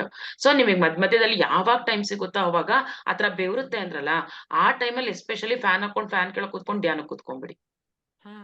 ಯಾಕಂದ್ರೆ ಅದು ಪ್ರಾಕ್ಟಿಕಲ್ ಆಗಿ ನಾನು ಅದೆಲ್ಲ ಎಕ್ಸ್ಪೀರಿಯನ್ಸ್ ಮಾಡಿದೀನಿ. ಹಂಗ್ ಕೂತ್ಕೊಂಡು ಒಂದ್ 10 minutes 15 minutes ನಿಮ್ಗೆ ಎಷ್ಟೊತ್ತಾಗುತ್ತೆ ಅಷ್ಟೊತ್ತು ಅವಾಗ ಧ್ಯಾನ ಕೂತ್ಕೊಳ್ಳಿ. ಆಟೋಮೆಟಿಕ್ ಎಲ್ಲಾನು ರಿಲೀಸ್ ಆಗುತ್ತೆ. ಅದೇ ರೀ, ಅಂದ್ರೆ ನನ್ಗೆ ಹಿಂಗ ಈ ತರ ಬೆವರೇ ಬಿಡುದಿಲ್ಲ. ಹೌದು, ಆಗುತ್ತೆ ಮೇಡಮ್. ಸರಿ ಹೋಗುತ್ತೆ, ಎಲ್ಲ ಸರಿ ಹೋಗುತ್ತೆ, ಮಾಡಿ. Okay, thank you madam. Thank you. Kamala ಅವರೇ ಮಾತಾಡಿ. ಮಾಸ್ಟರ್ಸ್ ಇನ್ಯಾರು ಹ್ಯಾಂಡ್ ರೈಸ್ ಮಾಡಬೇಡಿ, 7 ಆಗೋಯ್ತು. ನಮಸ್ತೆ ಮ್ಯಾಮ್ ಇಬ್ರಿಗುನು. ನಮಸ್ತೆ. ಮ್ಯಾಮ್ ಧ್ಯಾನ ತುಂಬಾ ಚೆನ್ನಾಗಿತ್ತು ಮ್ಯಾಮ್. ಧ್ಯಾನ ಕೂರಿಸ್ಬೇಕಾದ್ರೆ ನೀವು ಯೂಸ್ ಮಾಡುವಂತ ವರ್ಡ್ಸ್ ಗಳು ತುಂಬಾ ಸ್ಟ್ರಾಂಗ್ ಆಗಿರುತ್ತೆ ಮ್ಯಾಮ್. ಅದಕ್ಕೋಸ್ಕರ ಧ್ಯಾನಕ್ಕೆ ತುಂಬಾ ಚೆನ್ನಾಗಿ ಕುತ್ಕೋತೀವಿ ಎಲ್ರುನು. ಸಂತೋಷ ಕಣಪ್ಪ. ಮ್ಯಾಮ್ ಮತ್ತೆ ಅಭ್ಯಾಸ ಮಾಡ್ಕೊಳ್ಳಿ. ನೀವೇ ಮಾಡುವಾಗ್ಲೂನು ಅದನ್ನ ಫಾಲೋ ಮಾಡಿದ್ರೆ ಆಯ್ತಷ್ಟೇ. ಮ್ಯಾಮ್, ನನ್ಗಂತೂ ತುಂಬಾ ಇಷ್ಟ ಆಗುತ್ತೆ. ನಾನ್ ಧ್ಯಾನ ಮಾಡಕ್ ಕುತ್ಕೊಂಡಾಗ ನಿಮ್ ವರ್ಡ್ಸ್ ಗಳ್ ನಾನು ಯೂಸ್ ಮಾಡ್ಕೋತೀನಿ ಮ್ಯಾಮ್. ನಿಮ್ದು ಶಾಂತಲಾ ಮ್ಯಾಮ್ದು ಯೂಸ್ ಮಾಡ್ತೀನಿ ನಾನು. ಚೆನ್ನಾಗಾಗುತ್ತೆ ಮ್ಯಾಮ್. ಮತ್ತೆ telepathy class, chain meditation online class ಮಾಡಕ್ ಆಗಲ್ವಾ ಮ್ಯಾಮ್? ನಂಗೆ ಆನ್ಲೈನ್ ಕ್ಲಾಸ್ ಕೊಟ್ಟು ಚೈನ್ ಮೆಡಿಟೇಷನ್ ಮಾಡ್ಬೋದು, ಟೆಲಿಪತಿ ಮಾಡಲ್ಲಮ್ಮ. ಟೆಲಿಪತಿ ಡಿಸೆಂಬರ್ 10ಕ್ಕೆ 25ಕ್ಕೆ 1 day ಕೋರ್ಸ್. ಅದು ಯಾರಿಗೆ ಇದೆಯೋ ಅವ್ರು ಹೇಳಿದ್ರೆ ಮೆಸೇಜ್ ಕಳಿಸ್ಕೊಡ್ತೀನಿ. ಅದನ್ನ ಇವ್ರು ಕಳ್ಸಿದ್ರೆ ಮೇಡಮ್ ನಿಮಗ್ ಫಾರ್ವರ್ಡ್ ಮಾಡ್ತಾರೆ.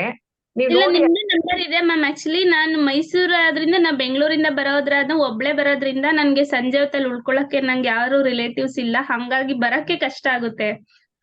ಬೆಳಿಗ್ಗೆ ಮಾಡ್ತಾರಂತೆ ಮೇಡಮ್, ಅದ್ ತಿಳ್ಕೊಳ್ಳಿ ಡೇಟ್. ಅಟೆಂಡ್ ಮಾಡಿದ್ರೆ ಖಂಡಿತ ಹೆಲ್ಪ್ ಆಗುತ್ತಮ್ಮ. ಮ್ಯಾಮ್ ಅಟೆಂಡ್ ಮಾಡಿದ್ರೆ ಅದು 6:30 ಮುಗಿಯುತ್ತೆ. ಹಂಗಾಗಿ ಅವತ್ತೇ ವಾಪಸ್ ಹೋಗಕ್ಕೆ ವ್ಯವಸ್ಥೆ. ನೀವು ಫೋನ್ ಮಾಡಿ ನೋಡೋಣ ಆಮೇಲಿಂದ. ಹಾ ma'am. Okay ma'am. Okay, thank you. Thank you. ನಮಸ್ತೆ. ಸೊ ಮೇಡಮ್, ಟೆಲಿಪತಿ ಕ್ಲಾಸ್ ನೀವು ಮಾಡೋದು, ಸೊ ಅದು ತಗೊಳ್ಳೋದೇ ನೀವು 20 members ಅಷ್ಟೇನಾ? ಇನ್ನೇನಿಲ್ಲ, ನಮ್ಮ ಮನೆಯಲ್ಲೇ ಕೆಳಗಡೆ ಚೈತನ್ಯ ಧ್ಯಾನ ಕೇಂದ್ರ ಅಂತ. ಹಂಗಾಗಿ ತುಂಬಾ ಜನನ್ನ ಗುಡ್ಡೆ ಹಾಕೊಂಡು ಆ ಒಂದು ಸಬ್ ಕಾನ್ಶಿಯಸ್ ಸ್ಟೇಟಿಕ್ ಪ್ರಾಕ್ಟಿಕಲ್ಸ್ ಎಲ್ಲ ಮಾಡುವಾಗ ಡಿಸ್ಟರ್ಬ್ ಆಗ್ಬಾರ್ದು ಅಂತ 25 ಜನ ತಗೊಳ್ತೀನಿ. ತೀರಾ ಕೊನೆಗಳಿಗೆ ಬಂದ್ರೆ ಅಂತ ಇನ್ನೊಂದ್ 2 ಆಡ್ ಮಾಡ್ಕೋತೀನಿ ಅಷ್ಟೇ. ಅಂದ್ರೆ ಅಲ್ಲೇ ಮಾಡ್ಬೇಕು ಅಂತ ಅಥವಾ ಬೇರೆ ಕಡೆ ಬಂದ್ ಮಾಡ್ಬಹುದಾ ನೀವು ಅರೇಂಜ್ ಮಾಡೋದು? ನಾನು ಇಲ್ಲೇ ಮಾಡೋದು. ಬೇರೆ ಕಡೆ ಅಂದ್ರೆ ಊಟ ತಿಂಡಿ ಎಲ್ಲ ವ್ಯವಸ್ಥೆ ಮಾಡ್ಬೇಕಾಗತ್ತಲ್ಲ ಮೇಡಮ್. ಈಗ ಬೆಂಗಳೂರಿನಲ್ಲೂ ವರ್ಷಕ್ಕೆ 2 ಸಲ ಬೆಂಗಳೂರಲ್ಲೂ ಮಾಡ್ತೀವಿ. ಆದ್ರೆ ಅಲ್ಲಿ 20 ಜನ, ಅಲ್ಲಿ 20 ಜನ ಅಲ್ದೇನೆ 30 ಜನ ಆದ್ರೂ ಆಗುತ್ತೆ ಬೆಂಗಳೂರಿನಲ್ಲಾದ್ರೆ. ಆದ್ರೆ ಊಟದ ವ್ಯವಸ್ಥೆ, ಟೀ ವ್ಯವಸ್ಥೆ, ಹಾಲಿನ ವ್ಯವಸ್ಥೆ, ತರಿಸ್ಬೇಕು, ಪ್ರೊಜೆಕ್ಟರ್ ಬೇಕು, OHP ಯೂಸ್ ಮಾಡ್ತೀವಿ. ಇವಕ್ಕೆಲ್ಲ ವ್ಯವಸ್ಥೆ ಮಾಡ್ಕೊಳ್ಳೋದು ಕಷ್ಟ ಆಗುತ್ತೆ. ಇಲ್ಲಿ ನಮ್ಮನೇಲಾದ್ರೆ ನಾನೇ ಅಡಿಗೆ ಮಾಡ್ತೀನಿ. 25-30 ಜನಕ್ಕೆ ಅಡಿಗೆ ಮಾಡಿ ಇಟ್ಬಿಟ್ಟು ಕ್ಲಾಸಿಗೆ ನಿಂತ್ಕೋತೀನಿ. ನಮ್ಮ ಎನರ್ಜಿನೇ ತಲುಪಬೇಕು ಅಂತ. ಯಾರ್ದಾವ್ರು ಜಗಳ ಆಡಿರೋ ಎನರ್ಜಿ ಕೊಟ್ರೆ ಅದಕ್ಕೆ ನಾನು ಯಾವಾಗ್ಲೂ ಕತೆ ಹೇಳ್ತಾ ಇರ್ತೀನಿ. ಒಬ್ಬ ಸನ್ಯಾಸಿ ಕಾಡಲ್ಲಿ ಹೋಗ್ಬಿಟ್ಟು ಒಂದು ರಾತ್ರಿ ಉಳ್ಕೊಂಡು ಅವ್ನು ಮೊಸರು ಅನ್ನ ಕೊಡ್ತಾನೆ, ತಿಂದ್ಬಿಟ್ಟು ತುಂಬಾ ಆಸೆ ಆಗ್ಬಿಟ್ಟು ಬೆಳಗಾಗಿದ್ದ ಹಸುನ್ ಬಿಚ್ಕೊಂಡು ಹೊಟ್ಟೋಗ್ತಾನೆ ಅವನು. ಆಮೇಲೆ ಅವನ ಅರಗಿ ಎಲ್ಲ ಆಚೆ ಹೋದ ಮೇಲೆ ಅವನಿಗೆ ಅರಿವಾಗುತ್ತೆ, ಇದ್ಯಾಕ್ ನಾ ಹಸುನ್ ಎತ್ಕೊಂಡ್ ಬಂದೆ ಅಂತ. ವಾಪಸ್ ತಿರ್ಗಿ ಬಂದ ಅವನಿಗೆ ಕಾಡಲ್ಲಿ ಕೊಡ್ತಾನೆ, ನೋಡಪ್ಪ ನಂಗೆ ಗೊತ್ತಿಲ್ಲ ಯಾಕೆ ಬಿಚ್ಕೊಂಡು ಹೋದ್ ನೀನ್ ಹಸುನ, ತಗೋ ನೀನು ಅಂತ ಹೇಳಿದ್ರೆ, ನಾನು ಇನ್ನೊಂದ್ ಅನ್ಕೋತಾ ಇದ್ದೆ ಆ ತರಾನೇನೆ ಅಂತಾನ. ಆವಾಗ ಗೊತ್ತಾಗತ್ತ ಅವ್ನ್ ಕಳ್ಳ ಅಂತ. ಹಾಗಾಗಿ ಕಳ್ಳನ ಮನೆಯಲ್ಲಿ ಅನ್ನ ಮೊಸರು ತಿಂದಿದ್ದಕ್ಕೆ ಅವನಿಗೂ ಕಳ್ತನದ ಬುದ್ಧಿ ಬಂತು. ಹಾಗಾಗಿ ನಾನು ಆದಷ್ಟು ಏನಂದ್ರೆ ನಮ್ಮ ಎನರ್ಜೀಸ್ ಇರ್ಲಿ, ಯಾಕೆ ನಾವು ಸ್ಪೆಷಲ್ ಪ್ರೇಯರ್ಸ್ ಮಾಡಿ ಎಲ್ರಿಗೂ ಒಳ್ಳೆಯದಾಗ್ಲಿ, ಉದ್ಧಾರ ಆಗ್ಲಿ ಅನ್ನೋ ಉದ್ದೇಶದಿಂದ ಮಾಡ್ತೀವಿ. ಹಾಗಾಗಿ ಬೇರೆ ಯಾವ ನೆಗೆಟಿವ್ ಎನರ್ಜಿ ಬರಬಾರ್ದು ಅನ್ನೋ ಒಂದು ಉದ್ದೇಶ ಅಷ್ಟೇ. ಹಂಗಾಗಿ 20 ಜನ 22 ಜನ ಮಾತ್ರ ತಗೊಳ್ತೀನಿ ನಾನು. ಅವ್ರಿಗೆ ಪ್ರಾಕ್ಟಿಕಲ್ಸ್ ಅಲ್ಲಿ 2 ಪ್ರಾಕ್ಟಿಕಲ್ ಇರುತ್ತೆ ಸಬ್ ಕಾನ್ಶಿಯಸ್ ಮೈಂಡ್, ಒಂದು ನಮಗ್ ಮಾಡ್ಕೊಳ್ಳೋದು, ಇನ್ನೊಂದು ಬೇರೆಯವ್ರಿಗೆ ಕಳಿಸೋದು ಅಂತ.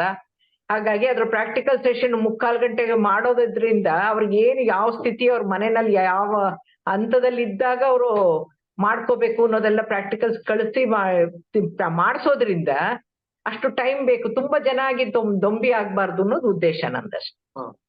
ಓಕೆ, ವೀಣಾ ಮೇಡಮ್ ಅವರೇ ಮಾತಾಡಿ. ನಮಸ್ತೆ ಮೇಡಮ್. ನಮಸ್ತೆ ಮೇಡಮ್, ಅದು ಇವಾಗ ಧ್ಯಾನ ತುಂಬಾ ಚೆನ್ನಾಗೈತ್ ಮೇಡಮ್.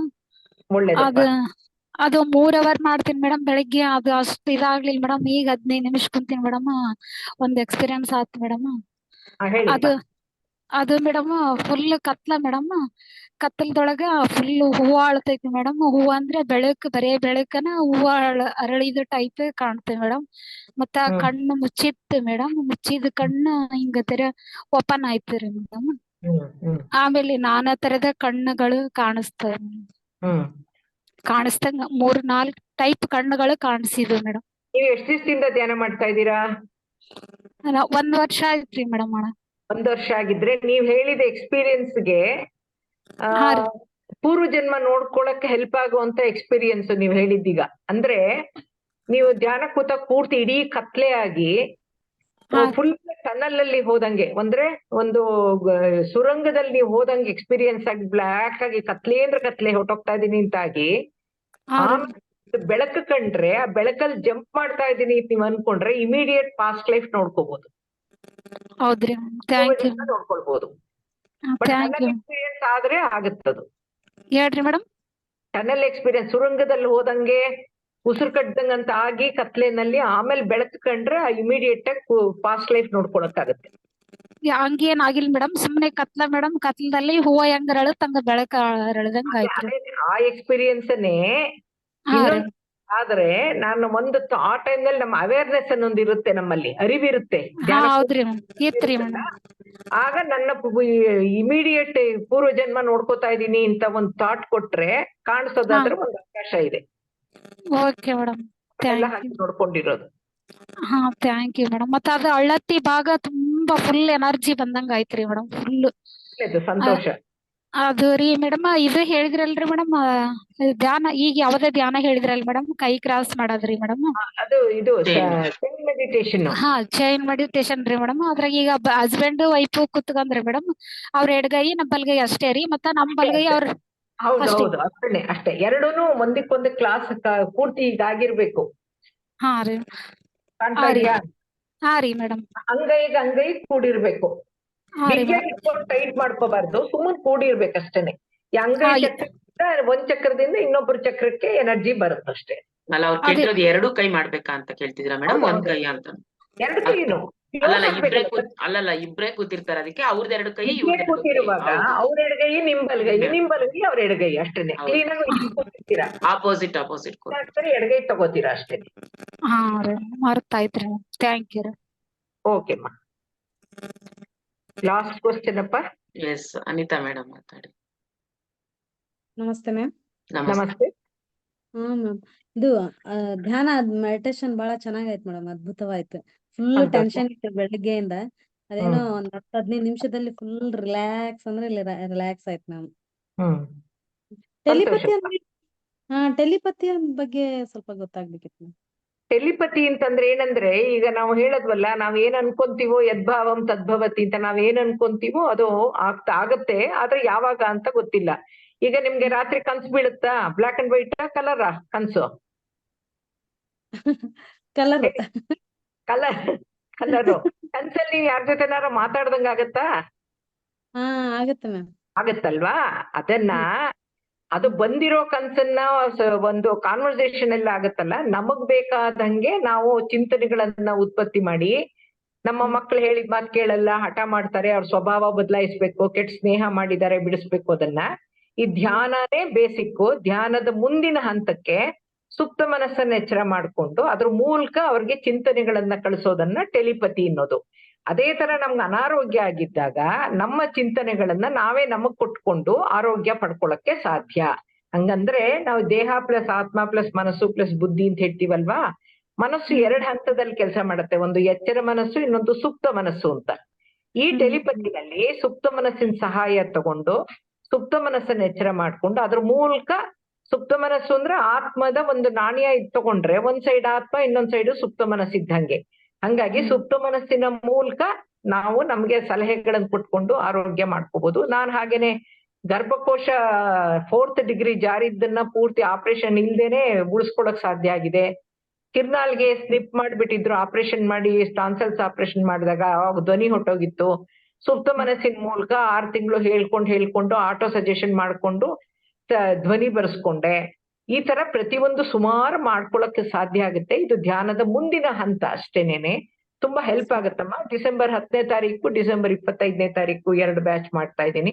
ಎಷ್ಟು ಜನ ಡಿಸೆಂಬರ್ 10 ಏನಪ್ಪಾ? December 10 25. Yes ma'am, yes yes. ಇವೆಲ್ಲ ಧ್ಯಾನ ಮಾಡ್ತಿರೋದ್ರಿಂದ ಧ್ಯಾನದ ಮುಂದಿನ ಭಾಗದಲ್ಲಿ ಒಂದು ಹೆಲ್ಪ್ ಮಾಡ್ಕೊಂಡ್ರೆ ದಿನನಿತ್ಯ ಜೀವನದಲ್ಲಿ ಎಷ್ಟೋ ಸಮಸ್ಯೆಗಳಿಂದ ಹೊರಬರ್ಬೋದಮ್ಮ.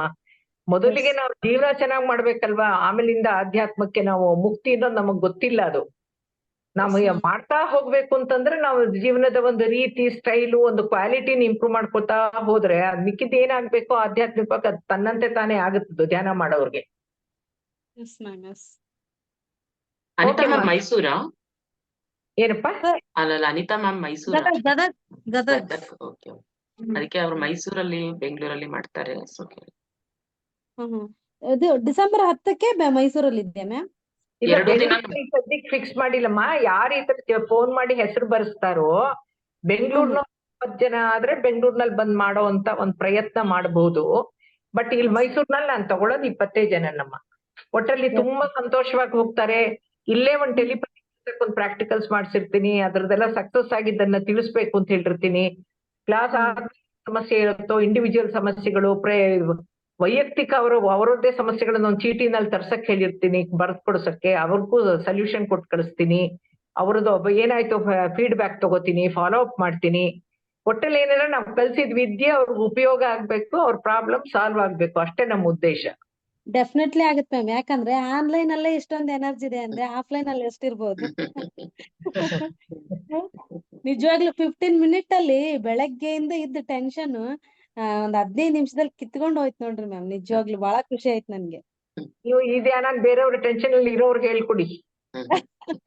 ಬೆಳಗ್ಗೆಯಿಂದ ಸ್ಕೂಲಲ್ಲಿ ಮಕ್ಕಳ ಜೊತೆಗೆ ಸ್ವಲ್ಪ ಏನೋ ಹಂಗೆ ಟೆನ್ಷನ್ ಆಗಿತ್ತು.